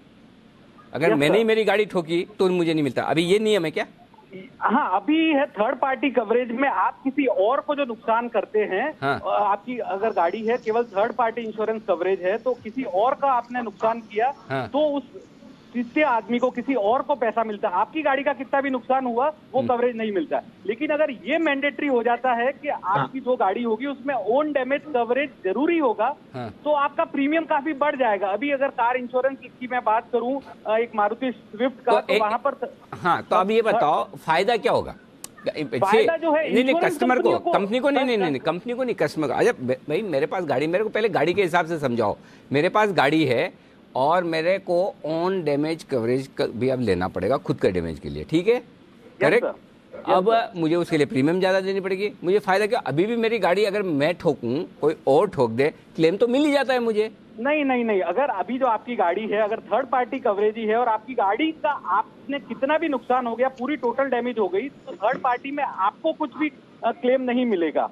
लेकिन ओन डैमेज कवरेज में अगर आपकी गाड़ी का एक्सीडेंट हुआ, तो जितना जो नुकसान हुआ है वो कंपनी जो है, इंश्योरेंस कंपनी लाइबल होती है। लेकिन थर्ड पार्टी कवरेज में आपकी गाड़ी का नुकसान के लिए लाइबल नहीं होती। किसी और व्यक्ति को आपने कुचल दिया या उसका डेथ हो गई, तो उसका क्लेम थर्ड पार्टी के अंदर दिया जाता है। लेकिन ओन डैमेज में आपकी गाड़ी पे जो भी नुकसान हुआ, तो यहाँ पर ग्राहकों को, जो कार धारक है, उनको एक बड़ी राशि देनी पड़ेगी अपने प्रीमियम से, और बोनांजा होगा जनरल इंश्योरेंस कंपनियां, न्यू इंडिया एश्योरेंस और आईसीआईसी लोम्बार्ड, जो दो लिस्टेड प्लेयर है, उनके लिए काफी बड़ी खबर होगी। क्योंकि ओवरऑल जनरल इंश्योरेंस स्पेस में 30% यानी सबसे बड़ा सेगमेंट जो होता है वो मोटर इंश्योरेंस का होता है। और मोटर इंश्योरेंस में ओन डैमेज एक बड़ा कंपोनेंट है। अगर एक गाड़ी, आप स्विफ्ट डिजायर की मैं बात करूं, तो थर्ड पार्टी प्रीमियम उसका 4,000 रुपए तक होगा। लेकिन अगर ओन डैमेज पूरा प्रीमियम में जोड़े तो वो 15 से 20,000 रुपए तक होगा। तो इंश्योरेंस कंपनियों की जो बारिश हो जाएगी प्रीमियम के रूप में, अगर ये मैंडेटरी है कि हर गाड़ी जो 1 सितंबर के बाद बिक रही है उसमें bumper to bumper insurance coverage जरूरी हुआ, तो टू व्हीलर सबके लिए, किस किस के लिए? ये कार के लिए आज जजमेंट पास किया गया है, वो केवल कार के लिए, 4 व्हीलर के लिए बम्पर टू बम्पर है। और बम्पर टू बम्पर का मतलब ये होता है कि ओन डैमेज कवरेज। ओके, हाँ, जैन साहब कुछ कह रहे हैं जी। जैन साहब बोलिए। नहीं अनिल जी, मुझे भी एक कंफर्मेशन चाहिए थी, शायद आपने ले लिया कंफर्मेशन कि टू व्हीलर्स के लिए भी क्या। जनरली टू व्हीलर्स में क्या होता है, लोग बाग कुछ इंश्योरेंस कॉस्ट बचाने के लिए थर्ड पार्टी जरूर से ले लेते हैं, बट कॉम्प्रिहेंसिव पॉलिसी नहीं लेते हैं। कार ओनर्स लोग लेते हैं, but it's a very big news and I think बहुत बड़ी पॉजिटिव। और मुझे तो सबसे बढ़िया लग रहा है कि मैंने लास्ट वीक फ्राइडे के दिन इसी शो में सुरक्षा बंधन पिक के तौर पे ऐसे लोम्बार्डी दिया था, और बहुत जबरदस्त चार्ट्स पे भी है, डाउनसाइड रिस्क बहुत कम है, और ये न्यूज का बहुत बड़ा पॉजिटिव इंपैक्ट ऑलरेडी हमने भाव में देखा है। सो आई एम वेरी बुलिश। मुझे लगता है ये न्यूज बहुत बड़ी, it will be a game changer kind of thing. And generally car insurance में और मोटर इंश्योरेंस में ही ये जो इंश्योरेंस कंपनीज है, उन लोगों को बहुत बड़ी प्रॉफिटेबिलिटी पहले नहीं आती थी और दूसरे चीजों से ज्यादा फायदा होता था। But I think this is a very big premium collection initiative. I think बहुत बड़ा प्रीमियम इनके पास आएगा। और थर्ड पार्टी जनरली करवा लेते हैं लोगों, क्योंकि कंपलसरी है, मैंडेटरी है। बट अब ये मैंडेटरी होने से वैसे लेते हैं लोग, कॉम्प्रिहेंसिव जो समझदार लोग हैं सब लोग लेते हैं, बट ये अब और भी बड़ा पुश देगा। जो छोटे व्हीकल्स हैं उन सब में भी जब लेने को लगेंगे, हो सकता है कई बार गांव में लोग ज्यादा नहीं लेते हो, जो लोग सिटी के अंदर ही ड्राइव करते हो ज्यादा नहीं लेते होंगे, बट अब मुझे लगता है सबको लेना पड़ेगा। वो तो आप जो बोल रहे थे, मैंने पूछ लिया। मैं तो बिना पूछे छोड़ते ही नहीं। मेरे रिपोर्टर मुझे हमेशा ही बोलते हैं, सर हम खबर कुछ भी लेकर आते हैं, आप दाएं बाएं आगे पीछे के सारे सवाल पूछ लेते हो। वैसे हमारे अनुराग भी आपके जैसे ही है जैन साहब, जैसे आपका सारा स्टॉक बहुत ही जबरदस्त स्टॉक है, वैसे अनुराग भी हमेशा बहुत ही बड़ी खबर है वहीं से शुरुआत करते हैं। वैसे लाते भी अनुराग सारी बड़ी खबर, और ये तो वाकई में बहुत ही बड़ी खबर है जो अनुराग लेकर आए। अनुराग वाकई में खबर जबरदस्त है। बंसल जी इस खबर पर कुछ कहना चाहते हैं? जी बंसल जी। देखिए अनिल जी, स्टॉक को मैं रिकमेंड भी करना चाह रहा था पिक ऑफ द डे पर, बट अनिल जी बताना चाह रहा हूँ, देखिए Anil ji, third party insurance तो कंपलसरी होता है, उसके बिना तो आप गाड़ी आपकी सड़क पे आती नहीं है। थर्ड पार्टी इंश्योरेंस तो इसके लिए है कि आपकी गाड़ी से अगर किसी तीसरे व्यक्ति को डैमेज हो रहा है तो जब वो केस करता है तो वो मिलता है, उसमें आपको आपकी गाड़ी के डैमेज पे नहीं कुछ मिलता है, जो जिस बंदे को लग रही है, जिसको चोट लग रही है, वो डैमेज लेता है। और जहां तक अनिल जी मैं समझ पा रहा हूँ ओन डैमेज का, लास्ट वीक अनिल जी अगर आपको ध्यान हो तो मैंने आफ्टरनून का शो मिस करा था, मेरी वाइफ ने भी गाड़ी को हिट कर दिया था पेड़ के ऊपर एक्सीडेंटली, काफी डैमेज हुआ था, तो हमने इंश्योरेंस नहीं लिया था क्योंकि ओन डैमेज है। तो मेरी समझ है अनिल जी, ऑन डैमेज पर जो आप गाड़ी को खुद अपनी गलती से कहीं हिट कर रहे हो और जिसको आप गलत तरीके से लोग लेते हैं, तो उसके अंदर कवर होगा। Third party something different. और अनिल जी, स्टॉक को मैं पिक ऑफ द डे में भी रिकमेंड करना चाह रहा हूँ। 161 से 164 हो गया, अगर समय हो तब आइएगा। नहीं, समय तो आपका कितना अच्छा है भगवान जाने। अरे भाई साहब, आप गजब आदमी है। आप साफ साफ बोले कि आप भाभी जी ने कार हिट कर दी। अरे उन्होंने की भी हो तो आप ऐसा कैसे बोल सकते हैं? बंदे जी, आज तो हिटिंग किसी और ही चीज की होने वाली है। अनिल जी, शो खत्म होने के बाद हिटिंग किसी और चीज की होगी। अच्छा, बाय द वे, मेरे पास इसके हमारे प्रोड्यूसर अरुण जी जरा इसकी क्लिपिंग मुझे जरूर भेजे। ये बंसल जी के घर पे भिजवानी बहुत जरूरी है। थोड़ा मजा तो मैं, अगर आज कुणाल जी वैसे कुछ और वजह से शो में नहीं है, तो कल हो सकता है पूरा शो बंसल जी के बिहाफ पे भी कुणाल जी करें। हो सकता है कल कुणाल जी बंसल जी शो में आए ना आए, तो कोई बात नहीं, बंसल जी को एक आध दिन की छुट्टी की जरूरत पड़ सकती है। लेकिन फिलहाल डैमेज जो भी हो, आपका ऑन डैमेज होगा। बंसल जी ये ध्यान में रखिए। चलिए बढ़ते आगे एक बड़ी और एक्सक्लूसिव खबर की तरफ। उसके बाद कुछ और बेहतरीन कॉल्स भी हमारे एक्सपर्ट्स की तरफ से आ रही है। सीबीजी का भी कॉल बाकी हो लेंगे, लेकिन हमारे संवाददाता चेतन भूटानी हमारे साथ कार्यक्रम में शामिल हो रहे हैं और डाइवेस्टमेंट को लेकर एक बड़ी नहीं, बहुत बड़ी खबर चेतन के पास है। चेतन, बताइए क्या है बड़ी और एक्सक्लूसिव खबर? सर, ये जो खबर है, ये हमारे टॉप सोर्सेज हमको इस टाइम पे बता रहे हैं, वो ये है कि शिपिंग कॉर्पोरेशन ऑफ इंडिया का डिसइन्वेस्टमेंट जो है वो दिसंबर तक एंड करने की पूरी कोशिश कर रही है भारत सरकार। इनफैक्ट जो टॉप 3 बिडर्स हैं, mega engineering infrastructure limited, great eastern shipping corporation और वेदांता, इन तीनों को डीपा ने, डिपार्टमेंट ऑफ डिसइन्वेस्टमेंट ने रीच आउट किया है कि हम लोग प्रतिक्रिया तेज करने वाले हैं और आप लोग भी बिल्कुल तैयार रहिए बिड्स के साथ और अपने पूरी ड्यू डिलिजेंस के साथ, ताकि जैसे ही नेक्स्ट स्टेप पे मामला आगे बढ़ेगा डिसइन्वेस्टमेंट का, उसी समय हम लोग इसको क्लोज डाउन करेंगे। और जो टारगेट रखा गया है डिसइन्वेस्टमेंट डिपार्टमेंट वाला, जो इन तीनों कंपनीज को भी कम्युनिकेट कर दिया गया है, वो दिसंबर एंड रखा गया है। तो अभी तक बिल्कुल क्लैरिटी नहीं आ रही थी कि शिपिंग कॉर्पोरेशन ऑफ इंडिया का डिसइन्वेस्टमेंट का टारगेट क्या रखा गया है, टाइमलाइन क्या रखी गई है, लेकिन अब एक बहुत बड़ी क्लैरिटी इमर्ज करके आ रही है कि दिसंबर तक शिपिंग कॉर्पोरेशन ऑफ इंडिया का डिसइन्वेस्टमेंट एकदम क्लियर हो जाना चाहिए।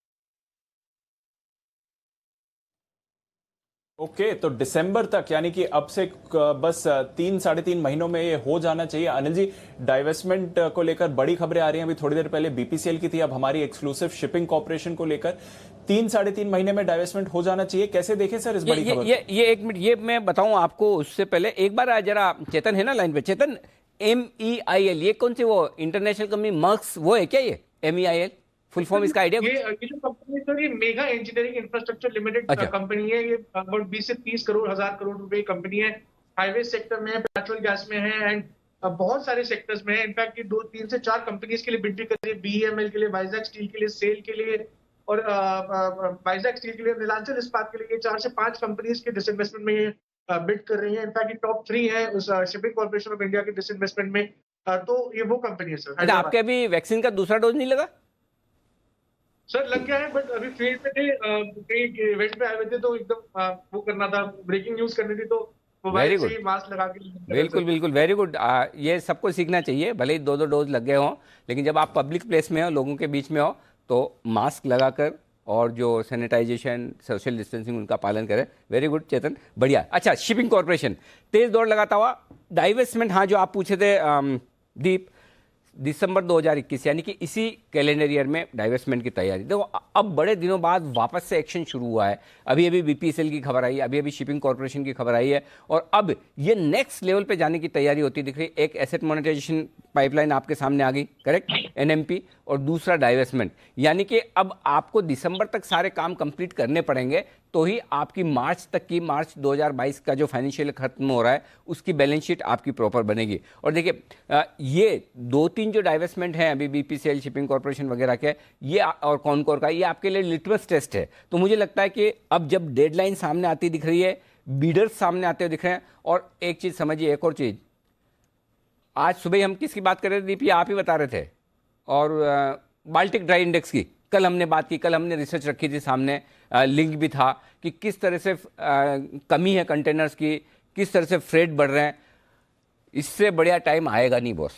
शिपिंग कॉर्पोरेशन के लिए ये बेस्ट टाइम है। अगर सरकार को डाइवेस्ट करना ही है तो ये बहुत बढ़िया इंटरनेशनल मार्केट, तो जब ज़्यादा ज़रूरत है शिपिंग कंपनियों की कंटेनर्स की, उस वक्त आप करेंगे तो प्राइस अच्छी मिलेगी, ये साफ दिख रहा है। जरा एक बार चार्ट सुमित जी आप तैयार कीजिए, दीजिए अपनी राय, तब तक मैं एक बार जैन साहब से जल्दी से, जैन साहब ब्रीफ में फटाफट शिपिंग कॉर्पोरेशन पे अपनी राय दीजिए।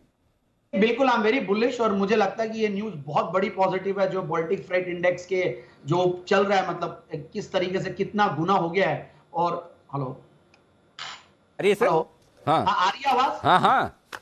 हाँ, तो जिस तरीके से माहौल बना हुआ, और आप जो एक बहुत बढ़िया स्टेटमेंट दिए कि इससे बढ़िया मौका सरकार के लिए नहीं होगा। जिस तरीके से बाल्टिक फ्रेट इंडेक्स भी चल रहा है और जो फ्रेट्स चल रहे हैं, और मुझे लगता है कि ये बहुत जबरदस्त स्टोरी और यहाँ पे बहुत ज्यादा वैल्यू भी है शिपिंग कॉर्पोरेशन में।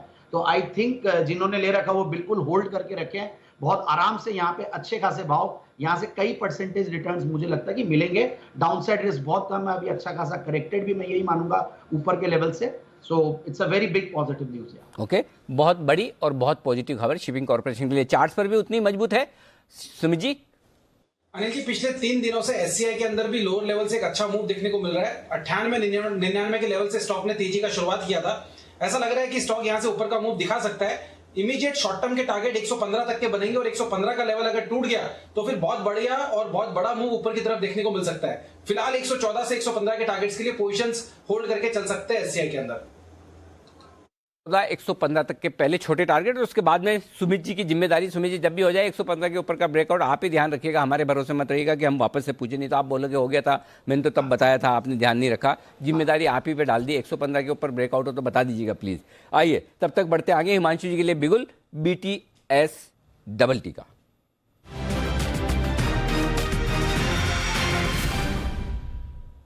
बनाए सर।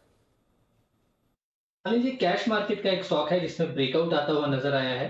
स्टॉक का नाम है SW सोलार।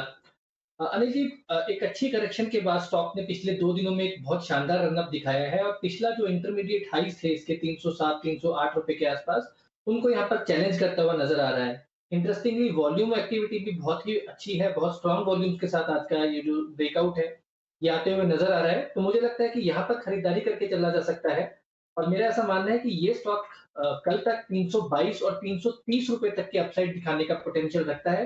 तो SW सोलर में जी BTST करके खरीदारी करने की सलाह रहेगी। 300 रुपए के स्टॉप लॉस के साथ 322 रुपए का पहला टारगेट और 330 रुपए का दूसरा टारगेट SW सोलर में खरीदारी की सलाह है। ओके, तो स्टर्लिंग एंड विल्सन सोलर यहां पर आपके लिए है खरीदारी की सलाह हिमांशु जी की तरफ से आती हुई। श्रीकांत जी भी हमारे साथ जुड़ रहे हैं, थोड़ी देर में उनसे भी उनकी कॉल लेंगे। उससे पहले एक बिगुल सिमी जी के लिए, सिमी के नॉन स्टॉप शेयर्स।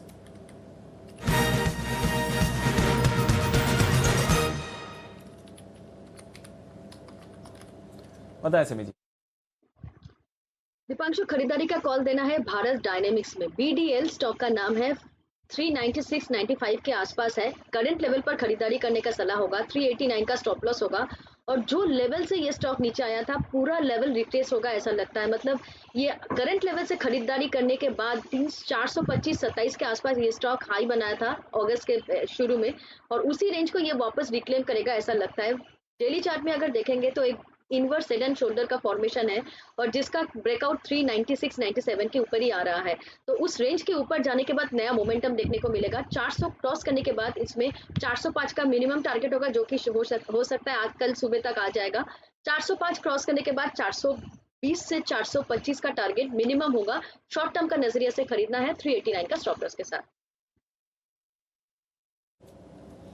ओके, तो यह है आपके लिए भारत डायनामिक्स पर खरीदारी की राय इस समय सिमी जी की तरफ से। आइए स्वागत करते हैं श्रीकांत जी का और बिगुल उनके लिए BTST।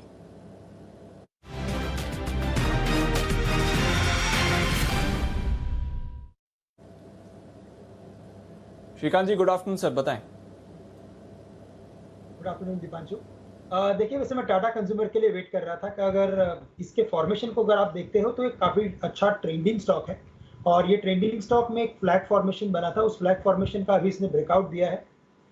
अगर आप इसके ओवरऑल पैटर्न को देखें तो ये किसी मिड कैप IT के कंपैरिजन में है, यानी कि एक अच्छी रैली करता है, फिर एक फ्लैग फॉर्मेशन करता है और उसके बाद वापस एक अच्छे ब्रेकआउट में कन्वर्ट होता है। जो ट्रेंडिंग रैली होती है वो काफी बड़ी होती है। तो करंट लेवल से मुझे लगता है कि 850 या 855 के करीब अभी ये ट्रेड कर रहा है। तो 855 के करीब भी इसे बाय किया जा सकता है क्योंकि हमें लगता है कि ये स्टॉक शायद जो इसका जो नेक्स्ट पड़ाव है वो 930 से लेकर 950 के करीब का है। तो करंट लेवल से इसे बाय करें 830 रुपए का स्टॉप लॉस रखें। 930, 950 के टारगेट्स के लिए हम इसे करंट लेवल से लॉन्ग कर सकते हैं। और साथ ही साथ मुझे लगता है कि दीपांशु एसबीआई कार्ड्स पे भी हमें ध्यान रखना है, क्योंकि ये स्टॉक भी ऐसा है कि जहां पे काफी स्ट्रॉन्ग ट्रेंडिंग मूवमेंट बना है और मैंने देखा है कि पिछले कई बार अनिल जी ने और जैन साहब ने इसे काफी बार ओवरऑल मुझे लगता है कि इसके फॉर्मेशन को अगर आप काफी गौर से देखते हो तो मुझे लगता है कि ये स्टॉक अपने प्रीवियस हाई को क्रॉस करके एक बार 1200 के लेवल्स भी दिखा सकता है। तो करंट लेवल से भी आज एसबीआई कार्ड्स को बाय किया जा सकता है। 1045 का स्टॉप लॉस रखे। स्टॉप लॉस थोड़ा मैं बढ़ा रख रहा हूँ क्योंकि प्राइस मूवमेंट आ चुका है, लेकिन ओवरऑल हमें लगता है कि ये स्टॉक 1150 से लेकर 1200 के लेवल्स इमीडिएट बेसिस पे दिखा सकता है। और ये जो प्राइस मूवमेंट आ चुका है आप जो कह रहे हैं ना, इसके लिए भी कुछ लोग जिम्मेदार हैं जिसकी वजह से प्राइस मूवमेंट आया है। एसबीआई कार्ड्स हमारे सारे एक्सपर्ट्स को पसंद आता हुआ दिखा है, सिर्फ एक दिन पहले की बात है और यहाँ पर खरीदारी करने की राय आती हुई दिखी थी एसबीआई कार्ड्स पे हमारे एक्सपर्ट्स की तरफ से। 2-3 जनों ने रिकमेंड किया था। मैं वही नाम ढूंढने की कोशिश कर रहा हूँ कौन कौन है वो महानुभाव जिन्हें एसबीआई कार्ड्स पसंद आया था। फिलहाल 1150, 1200 ये 2 टारगेट के लिए खरीदारी करने की राय है एसबीआई कार्ड्स पे श्रीकांत जी की तरफ से आती हुई दिख रही है। कुछ और स्टॉक्स, हाँ एसबीआई कार्ड, सच्चिदानंद टेकर जी और जय ठक्कर कल दोपहर वाले शो में लगभग इसी समय 1050 पे खरीदारी करने की राय थी। 1020 का स्टॉप लॉस, 1110, 1140 के टारगेट ये आपके लिए उनकी तरफ से आते हुए दिखे। आइए बढ़ते हैं आगे और बाजार के बिग बुल राकेश झुंझुनवाला साहब शॉपिंग मूड में एकदम फर्स्ट क्लास। फेस्टिवल के पहले ढेर सारी शॉपिंग हो रही है उनकी तरफ से। कौन से हैं वो स्टॉक्स जो वो खरीद रहे हैं, कितना खरीद रहे हैं, किस दाम पर खरीद रहे हैं, जरा ये समझ ले, देख ले। देवांशी तैयार है हमारे साथ बताने के लिए कहाँ है नई एंट्री और कहाँ है पहले से की हुई खरीदारी में और एडिशन। बताएं देवांशी। बिल्कुल अनिल जी, आप देखिए सबसे पहले तो मैं आपको ये बता देती हूँ कि 3 नई कंपनीज हैं जहाँ पे मिस्टर झुंझुनवाला ने एंट्री की है और साथ ही कुछ ऐसी कंपनीज हैं जहाँ पे इसी तिमाही में उन्होंने अपना स्टेक भी बढ़ाया है। नई एंटिटीज़ की बात करें तो सेल है जो उनको फिलहाल बहुत ज़्यादा पसंद आ रहा है। 1.4% की हिस्सेदारी उन्होंने खरीदी है। इसके साथ ही इंडिया बुल्स हाउसिंग फाइनेंस ये भी इनको काफ़ी पसंद है। 2.2% की जो हिस्सेदारी उन्होंने खरीदी है। कैनरा बैंक 1.59% नया हिस्सा इन्होंने खरीदा है और मैं आपको बता दूं कि कैनरा बैंक में हाल ही में QIP हुआ था, वहीं पे उनको भी शेयर्स अलॉट किए गए थे। इसके साथ ही अगर हम वो कंपनीज को देखें जहां पे उन्होंने अपनी हिस्सेदारी बढ़ाई है, फिर एक बार एक बैंक है फेडरल बैंक जो उनको ज्यादा पसंद आ रही है। यहाँ पे उन्होंने अपनी हिस्सेदारी को बढ़ाया है, 2.8% है फिलहाल की होल्डिंग, जो पिछले तिमाही में अगर आप देखें तो 2.4% थी। एडलवाइस और ये भी फाइनेंशियल है, उनको पसंद आ रहा है, 1.6% होल्डिंग है और फोर्टिस में उन्होंने लगातार अपनी हिस्सेदारी बढ़ाई है। करंटली जो इनका स्टेक है फोर्टिस में वो करीब 5.5% के आसपास का है। पिछले तिमाही का अगर आप देखें तो 4.3% है। तो बड़ी मात्रा में फोर्टिस हेल्थ केयर में उन्होंने अपनी स्टेक बढ़ाई है, लेकिन मेटल्स है, फाइनेंशियल्स है जो इनको सबसे ज़्यादा फिलहाल पसंद आता हुआ दिख रहा है। बिल्कुल, तो झुंझुनवाला साहब की शॉपिंग लिस्ट पर कई सारे काउंटर्स हैं और हमारे एक्सपर्ट्स के भी रेडार पर ये लगातार आते रहते हैं। फोर्टिस हेल्थ जहां पर झुंझुनवाला साहब ने हिस्सा थोड़ा इस बढ़ाया है, वहां पर देखिए नज़र, लगातार हमारे एक्सपर्ट से यहां पर राय आती हुई दिखी है। कैश का ऑप्शन जय ठक्कर है हमारे साथ तैयार, स्वागत करते हैं उनका।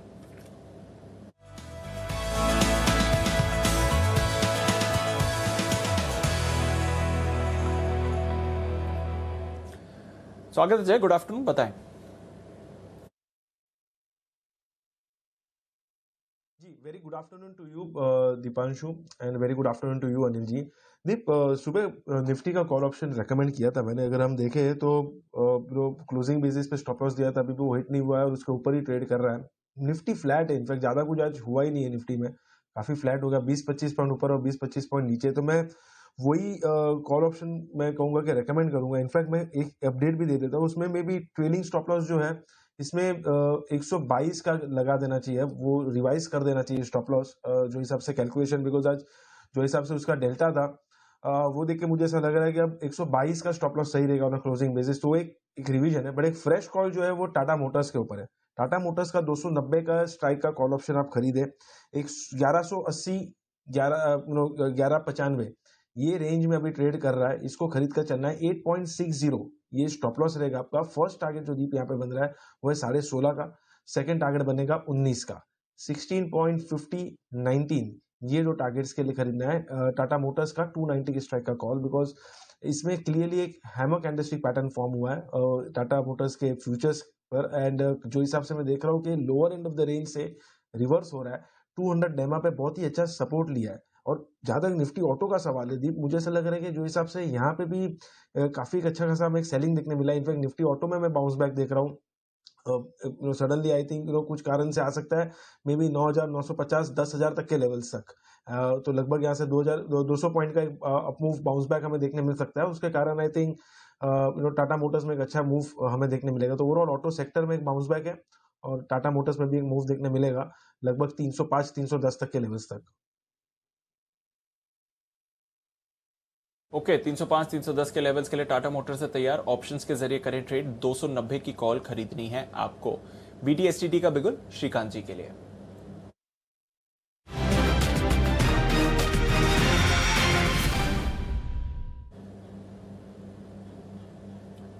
बताएं श्रीकांत जी। दीपांशु देखिए, मुझे लगता है कि महिंद्रा एंड महिंद्रा फाइनेंस ये एक स्टॉक ऐसा है कि जहां पे हमें लगातार एक तेजी बना के रखनी चाहिए, क्योंकि इसमें जो फॉर्मेशन बना है वो क्लासिक फॉलिंग वेज का फॉर्मेशन बना है। और ऐसे फॉर्मेशन यानी कि अगर आप 100 या 1000 अगर चार्ट्स अगर ढूंढोगे तो उसमें से 1 या 2 स्टॉक्स में से फॉर्मेशन देखने मिलते हैं। और ये जो फॉर्मेशन होता है वो क्लियरली इंडिकेट करता है कि ये स्टॉक बॉटम आउट हो चुका है।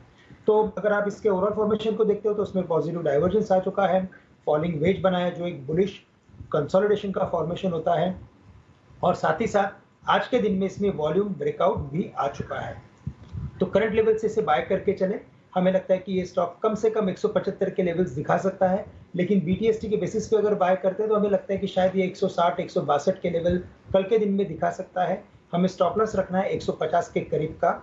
Mahindra and Mahindra finance current level से बाय कर लेंगे। जी दीपांशु। ओके, तो M&M फाइनेंस पर करनी है खरीदारी आपको। यह है श्रीकांत जी की राय। फाइनेंशियल्स पर रखे नजर। 5.5% की तेजी आपको काउंटर दिखा रहा है। कल तक 160-162 के लेवल और पोजिशनल बेसिस पर 175 तक के मूव आपको आते हुए दिख सकते हैं। फाइनेंशियल्स में है एक्शन, पर क्या चल रहा है इनकी NPAs की स्थिति को लेकर, आइए इसके बारे में थोड़ी और जानकारी लेते हैं देवांशी के साथ। देवांशी बताइए, काफी समय से पता नहीं चला है बट किस तरह की है इस समय की NPA सिचुएशन, क्या है व्यू बैंक्स और फाइनेंशियल्स पर? बिल्कुल दीपांशु, अगर आप पहली तिमाही के रिजल्ट्स देखेंगे तो हमने देखा है कि मुनाफा तो सारी बैंक्स ने किया है, लेकिन इस बार जो इनके NPAs हैं, ग्रॉस NPAs, वहाँ पे जो सबसे ज़्यादा प्रेशर देखने मिला है वो केवल रिटेल और MSME सेगमेंट से देखने मिला है। सेकेंड वेव ऑफ कोविड के चलते MSME और साथ ही रिटेल पोर्टफोलियो पर सबसे ज़्यादा असर देखने मिला है, और आने वाले समय में भी एनालिस्ट मान रहे हैं कि इस सेगमेंट से जो प्रेशर है थोड़ा सा और ज़्यादा बिल्डअप होता हुआ दिख सकता है। अब कई सारी बैंक्स हैं, स्पेशली सरकारी बैंक्स अगर आप देखें तो इनका MSME का जो पोर्टफोलियो है वो काफ़ी ज़्यादा बढ़ता हुआ दिखा था। करीब अगर आप इनके बैड लोन्स देखते हैं तो 60% ऑफ बैड लोन्स जो है वो इसी सेगमेंट से आते हुए दिख रहे हैं, और सरकारी बैंक्स पर ज़्यादा इम्पैक्ट है। अगर आप निजी बैंक्स को देखते हैं तो यहाँ पे भी NPAs बढ़े हैं इस सेगमेंट से, लेकिन इतने नहीं। मैं आपको बता दूं कि सबसे पहले अगर आप सरकारी बैंक्स को देखते हैं तो हमने देखा था कि जून 20 में जो सरकारी बैंक्स के इसी सेगमेंट से जो ग्रॉस NPAs आते हुए दिख रहे थे वो करीब 6% के आसपास के थे। जून 21 तक वो 7.28% हो चुके थे, पिछली तिमाही से भी बड़े हैं। वैसे अगर आप निजी बैंक्स को कंपेयर करते हैं, जून 20 में करीब 2% के आसपास थे, वहीं अगर आप मार्च 21 को देखें तो 2.68% थे, और इस बार वो बड़े हैं 3.32% पर पहुंच चुके हैं। अब देखना होगा कि जो रिलीफ पैकेजेस आते हुए दिखे हैं, इसके साथ ही लगातार लिक्विडिटी ईज करने की बात RBI की तरफ से आते हुए दिख रही है, लेकिन ये सेगमेंट है जहां पे आपको वॉच आउट करना चाहिए। ओके, तो नजर रखिए स्पेशली रिटेल MSMEs, यहां से थोड़ी आपको परेशानी आती हुई दिख सकती है बैंक्स और फाइनेंशियल्स के लिए। ये एक स्पेस एट रिस्क हो सकता है इस सेक्टर के लिए। फिलहाल आप देखें तो थोड़े जो लोन्स की सीमा है वहां पर भी हल्के से कंसर्न्स आ रहे हैं। पर चलिए बाजार पर ही रखिए नजर, क्योंकि एक्सपायरी में बस 10 मिनट बाकी हैं, बल्कि इनफैक्ट थोड़ी देर में अनिल जी से फाइनल अपडेट्स भी लेंगे।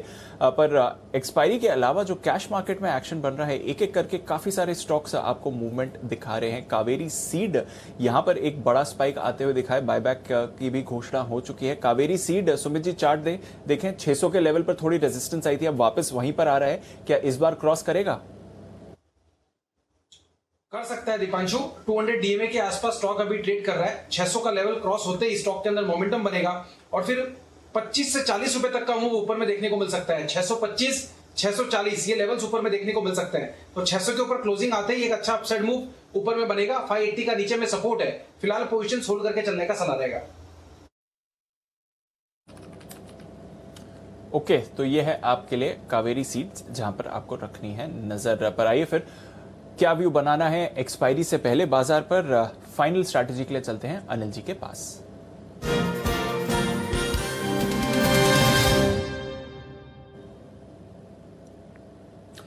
अनिल जी, बिल्कुल फ्लैट है डाउ फ्यूचर्स, 1 पॉइंट ऊपर आपको इस समय दिखेंगे। तो आप देख सकते हैं सर, पिछले 1 घंटे में कोई बदलाव नहीं हुआ है। 1 घंटे पहले 5 पॉइंट्स नीचे से डाउ फ्यूचर्स अब 1 पॉइंट ऊपर है, एकदम सपाट है। आज की जैक्सन होल कॉन्फ्रेंस शुरू होने से पहले नास्डैक फ्यूचर्स में मामूली गिरावट दिख रही है। 10 साल की बॉन्ड यील्ड 1 महीने की ऊंचाई पर है, अब बढ़कर 1.3536% तक के करीब आ गई। कुछ दिन पहले 1.23% का स्तर था, तो वहां पर आपको जरूर रखनी चाहिए नजर।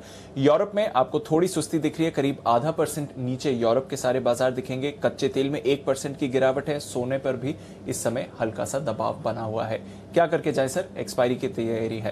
देख लीजिए दीप, आपको सुबह भी 8 बजे भी कहा था और अभी भी मैंने 2:45 बजे 2:30 बजे के आसपास जब आपने स्टडी ली तो मैं यही कह रहा था कि 16,600 16,650 के नीचे इस रेंज में एक्सपायरी होगी और एग्जैक्टली उसी रेंज में पूरा वक्त बिताया और वहीं पर ट्रेड कर रहा है। 16,600 को तोड़ा भी नहीं, उस समय 16,610 के आसपास लोएस्ट लेवल पर ही आपने पूछा था और तब उनका यहाँ से खरीदारी करनी चाहिए, नीचे नहीं जाएगा। तो डेटा को रेस्पेक्ट करता हुआ निफ्टी और एग्जैक्टली इसी रेंज में ट्रेड होता हुआ दिख रहा है। जहाँ तक कल का सवाल है, फ्रेश कोई पोजीशन बनाने की राय नहीं है। क्यों नहीं है वो बता दूँ। 3 दिनों से डाउ रिकॉर्ड तो नहीं बना रहा, मजबूत है, माफ कीजिएगा, रिकॉर्ड तो नैस्डैक और S&P ने बनाए, ठीक है। आज सुस्ती वाला मामला है, जैक्सन होल की मीटिंग है। आपके पास आज तक मंथली एक्सपायरी के दिन तक शॉर्ट कवरिंग का सपोर्ट था, जो कल नहीं हुआ। कल आपको फ्रेश खरीदारी चाहिए। अब फ्रेश खरीदारी आ भी सकती है, ऐसा कुछ नहीं कि मार्केट कमजोर है या खराब है। अगर डाउन भाग गया तो आ भी सकती है, लेकिन रिस्क रिवॉर्ड रेशियो 16,650 पर फेवरेबल कम है। अगर आपकी लॉन्ग पोजीशन है, होल्ड करें, 16,500 का एक पुट खरीद लीजिए, आप सेफ हो जाएंगे। लेकिन नहीं है तो कल बनाइए, सिंपल। ओवरनाइट रिस्क के लिए उतना रिवॉर्ड सामने दिखना चाहिए, राइट। अगर 16,700 के ऊपर की क्लोजिंग कल नहीं दिख रही हो तो फिर अभी क्यों, कल सुबह ही ले लिया जाए। तो वो रिस्क प्रीमियम देने का मन नहीं है, सिंपल सी बात है। तो कल खरीदेंगे, फ्रेश खरीदारी कल करेंगे। शॉर्ट करने की बात नहीं कर रहा हूँ, सिर्फ फ्रेश खरीदारी करने की बात कर रहा हूँ। और अगर है लॉन्ग पोजीशन है तो 16,500 के पुट से होल्ड करिए। बैंक निफ्टी वहीं 35,600 35,700 की रेंज की हम बात करते हैं, लगभग वहीं एक्सपायरी होने जा रही है। बैंक निफ्टी में अब भी वो ताकत नहीं है जो मैं देखना चाहता हूँ। सुबह एक बार, दोपहर में एक बार दिखाने की कोशिश की, लेकिन 35,800 पार होकर टिक नहीं पाया। न 35,400, ये 35,400 35,800 की रेंज है, तो कुछ नहीं हो रहा। तो यहाँ पर भी कोई फ्रेश ट्रेड लेने की राय नहीं। तो फ्रेश ट्रेड हम एक्सपायरी के बाद कल नई सीरीज में कल लेंगे, वहाँ दिमाग लेंगे, अभी कुछ भी नहीं। जी दीप, क्लियर है सर। तो फ्रेश ट्रेड तो कल ही लेंगे, अब एक्सपायरी हो जाने दीजिए। एकदम सपाट एक्सपायरी के संकेत आपको दिख रहे हैं। बट F&O बाजार के अलावा कैश मार्केट्स में भरपूर एक्शन। और आइए एक और बेहतरीन कॉल लेते हैं श्रीकांत जी के साथ।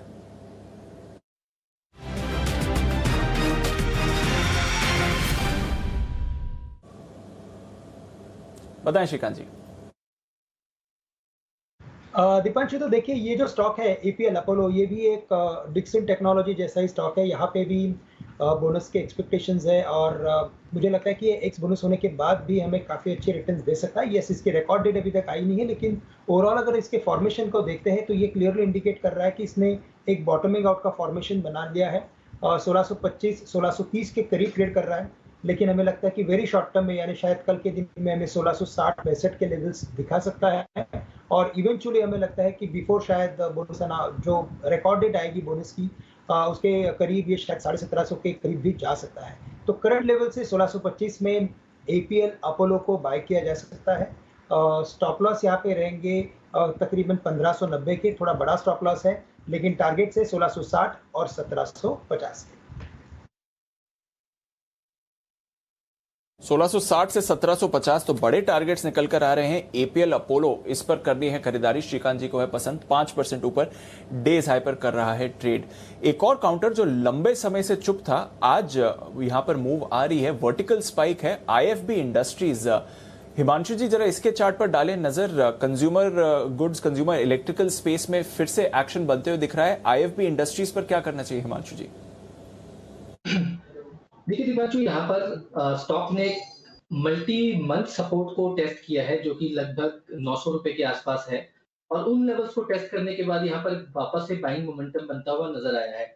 लेकिन कंफर्मेशन की ये करेक्शन पूरा हो चुका है, इसके लिए मुझे लगता है कि थोड़ा सा वेट करना चाहिए। स्टॉक 950-955 रुपए के ऊपर का जब क्लोज दे दे तो मुझे लगता है यहाँ पर कंफर्मेशन आता हुआ नजर आएगा कि स्टॉक जो ऊपर लेवल से यहाँ पर करेक्शन के मूड में था वो यहाँ पर करेक्शन खत्म हो चुकी है, और अगर 950 के ऊपर ये सस्टेनेबल पर टिकना शुरू करता है तो मुझे लगता है कि यहाँ पर 1100 रुपए के टारगेट के लिए खरीदारी की पोजीशन बनाने की सलाह है। ओके, तो 1100 के टारगेट्स आ सकते हैं, नजर रखिए इस स्पेस पर।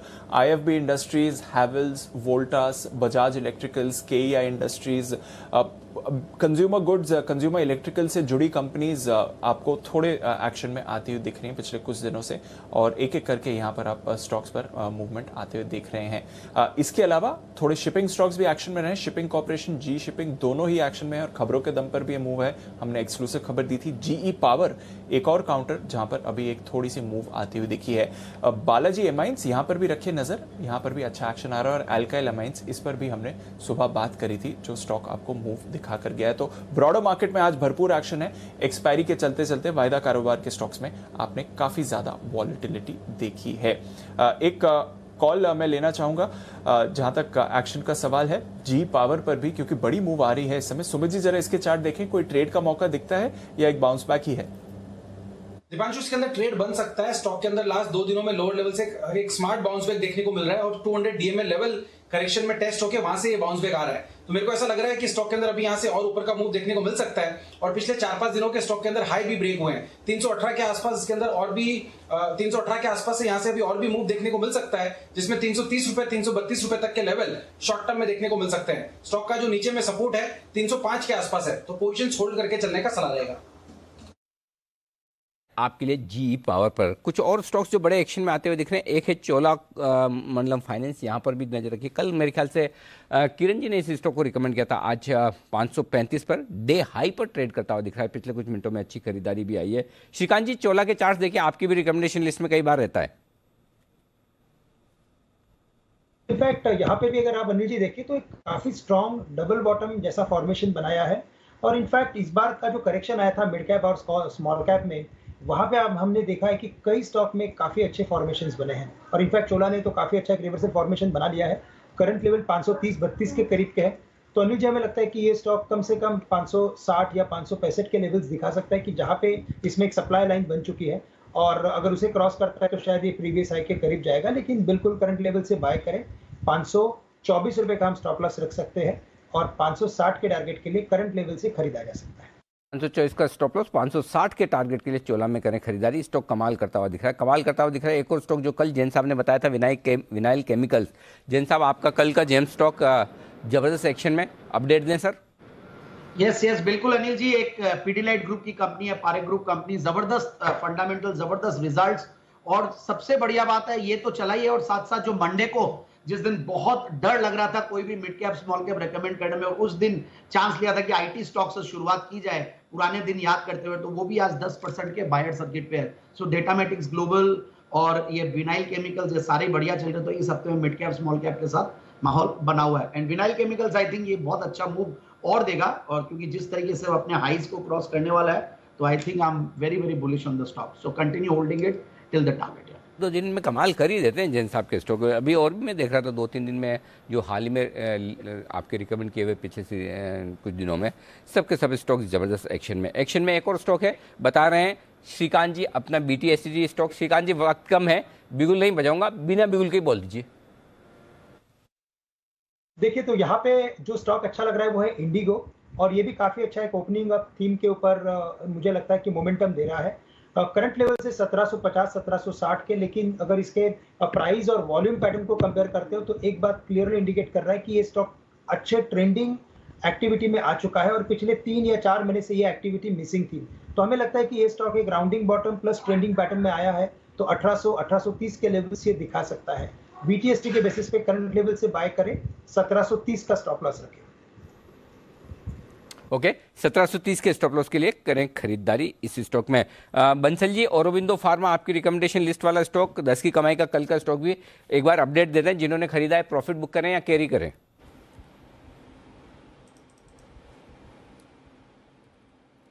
देखिए अनिल जी, कैरी करना चाहिए, जिसका हाजमा अनिल जी कैरी करें। इन्फ्लेक्शन पॉइंट पर है, ऊपर के लेवल्स देखने को मिलेंगे, बट जो लोग पैनिक करते हैं इमीडिएटली इंट्राडे या शॉर्ट टर्म 1-2 दिन के लिए लिया है तो वो प्रॉफिट बुक कर सकते हैं। ओके, ये है आपके लिए औरोबिंदो। इंट्राडे के लिए अगर लिया तो प्रॉफिट बुक कर लें, वरना थोड़ी और मूव इसमें आती हुई दिख सकती है। सीरीज की हो रही है एंडिंग और एकदम सपाट आप क्लोजिंग देख रहे हैं। देखते हैं अगर क्लोजिंग पर हल्की बढ़त से निफ्टी बंद होता है तो नई रिकॉर्ड क्लोजिंग होगी। बट एफएमसीजी स्टॉक से सहारा एंड में मिलता हुआ, ब्रिटानिया टाटा कंज्यूमर दोनों गेंस दिखाते हुए, एचयूएल से भी थोड़ा सहारा। आज रिलायंस इंडस्ट्रीज में खरीदारी हुई है 1-1.25% की, वहां से बाजार को सपोर्ट मिला है। BPCL, M&M, Axis bank, ICICI, यहां पर भी आपने देखिए खरीदारी। 15 निफ्टी स्टॉक्स पॉजिटिव, 35 गिरावट के साथ बंद हो रहे हैं और उसमें भारतीय एयरटेल सबसे ज्यादा गिरा है 4.5% आज। जेएसडब्ल्यू स्टील इस पर वीकनेस, हिंडाल्को यहां पर गिरावट, Tata Steel, Maruti, SBI, Power Grid, NTPC, Sun Pharma और टेक महिंद्रा पर भी मुनाफा वसूली आपको आती हुई दिखी है। मूवमेंट वायदा कारोबार के अगर आप स्टॉक्स की बात करें, इंडिया बुल्स हाउसिंग इस सीरीज का टॉप लूजर, 22% की गिरावट दिखाता हुआ। वोडाफोन और इंडिया आज का टॉप लूजर, 8% नीचे, 6 के सपोर्ट के नीचे क्लोज होता हुआ। एनएमडीसी पर 5.5% की गिरावट। Nalco, Alembic Pharma, SAIL, Biocon, Indostar, BHEL और ग्लेनमार्क यहां पर भी आपने देखी है गिरावट। उसके सामने एमएनएम Finance, Trent, Chola Investment, Britannia, InterGlobe, SRF और मैरिको कुछ और काउंटर्स जहां पर आपने देखी है खरीदारी। रिसेंटली लिस्टेड स्टॉक्स पर भी एक बार नजर डाल लीजिए क्योंकि यहां पर अच्छा एक्शन था। नजारा 7.5% ऊपर, इस पर आई है दमदार रिपोर्ट। लक्ष्मी ऑर्गेनिक्स आज 2 कॉल्स आई थी, इस पर 5% ऊपर। स्टोवक्राफ्ट, अभी सेठी साहब ने बात करी थी, 4% ऊपर। पर उसके सामने तत्व चिंतन, एंकर बुक का 1 महीना का लॉक इन आज खत्म हुआ, 3.5% नीचे। Car trade, Indigo paints, clean science और नोबोको विस्टास, इस पर देखी है आपने गिरावट। तो Anil ji, as flat can be, Nifty 0.01% नीचे बंद हुआ। I don't know adjusted closing में नए रिकॉर्ड क्लोज दिखेगा या नहीं। और 16 पॉइंट्स की हल्की बढ़त के साथ निफ्टी बैंक 35,600 के लेवल पर क्लोज होते हुए नहीं आएगी, ऊपर आएगी, चिंता ना करें, थोड़ी क्लोजिंग ऊपर होगी, रिकॉर्ड हाई पर बंद होंगे। थोड़ा एडजस्टमेंट के बाद मुझे लगता है कि लाइफ में थोड़ा फन आना चाहिए। सेंसेक्स में नहीं हो रहा लगता है साहब, 55,959, 959 का लाइफ हाई है, क्लोज आ गया। देखो वाह, पूरे 2 पॉइंट से दीप आपने रिकॉर्ड बनाया, बधाई हो। ओके, लगातार तीसरा ट्रेडिंग सेशन है जब निफ्टी रिकॉर्ड हाइस पर बंद हो रहा है, बंद वाला है। 16,624, 16,634, 16,636, ये तीसरा रिकॉर्ड है। 3 दिनों तक लगातार हम भी डाउ के पीछे डाउ नहीं, नेस्डेक और एसएनपी के पीछे चल रहे हैं 3 दिनों से, वो भी क्लोजिंग रिकॉर्ड बना रहे हैं, हम भी बना रहे हैं। तो हमारा भी निफ्टी पर 3 दिनों का रिकॉर्ड बन गया। सेंसेक्स बंद हुआ है 55,945, 55,949, और अब तक का लाइफ हाई है 55,959 क्लोजिंग बेसिस पे, उससे 10 पॉइंट पीछे रह गए। बैंक निफ्टी भी देखिए गिरते पड़ते हरे निशान में बंद हो गया, 30 पॉइंट ऊपर। और क्या चाहिए, बस इससे ज़्यादा तो मतलब उम्मीद करो ही मत आप। ओके, आइए विदा लेने का वक्त है। कुणाल जी है ही नहीं छुट्टी पे। अच्छा भाई, तो पता चला कुणाल जी छुट्टी पे क्यों है? मैं बता दूं, जो बच्चों की बात निकली, टीकों की बात निकली, कुणाल जी आज स्कूल गए हैं। अब कल कुणाल जी से पूछा जाएगा कि अचानक से कुणाल जी को ऐसी क्या जरूरत आ पड़ी, फिर से स्कूल जाना पड़ा और पढ़ाई फिर से शुरू करनी पड़ी। इस पर होगी कल हमारी विशेष चर्चा। तब तक एंजॉय कीजिए, आप सबसे विदा लेंगे। जैन साहब, श्रीकांत जी, हिमांशु जी, सुमित जी, बंसल जी और साथ ही सिमी जी, आप सब लोगों को बहुत बहुत शुक्रिया, धन्यवाद हमारे लिए आज वक्त निकालने के लिए।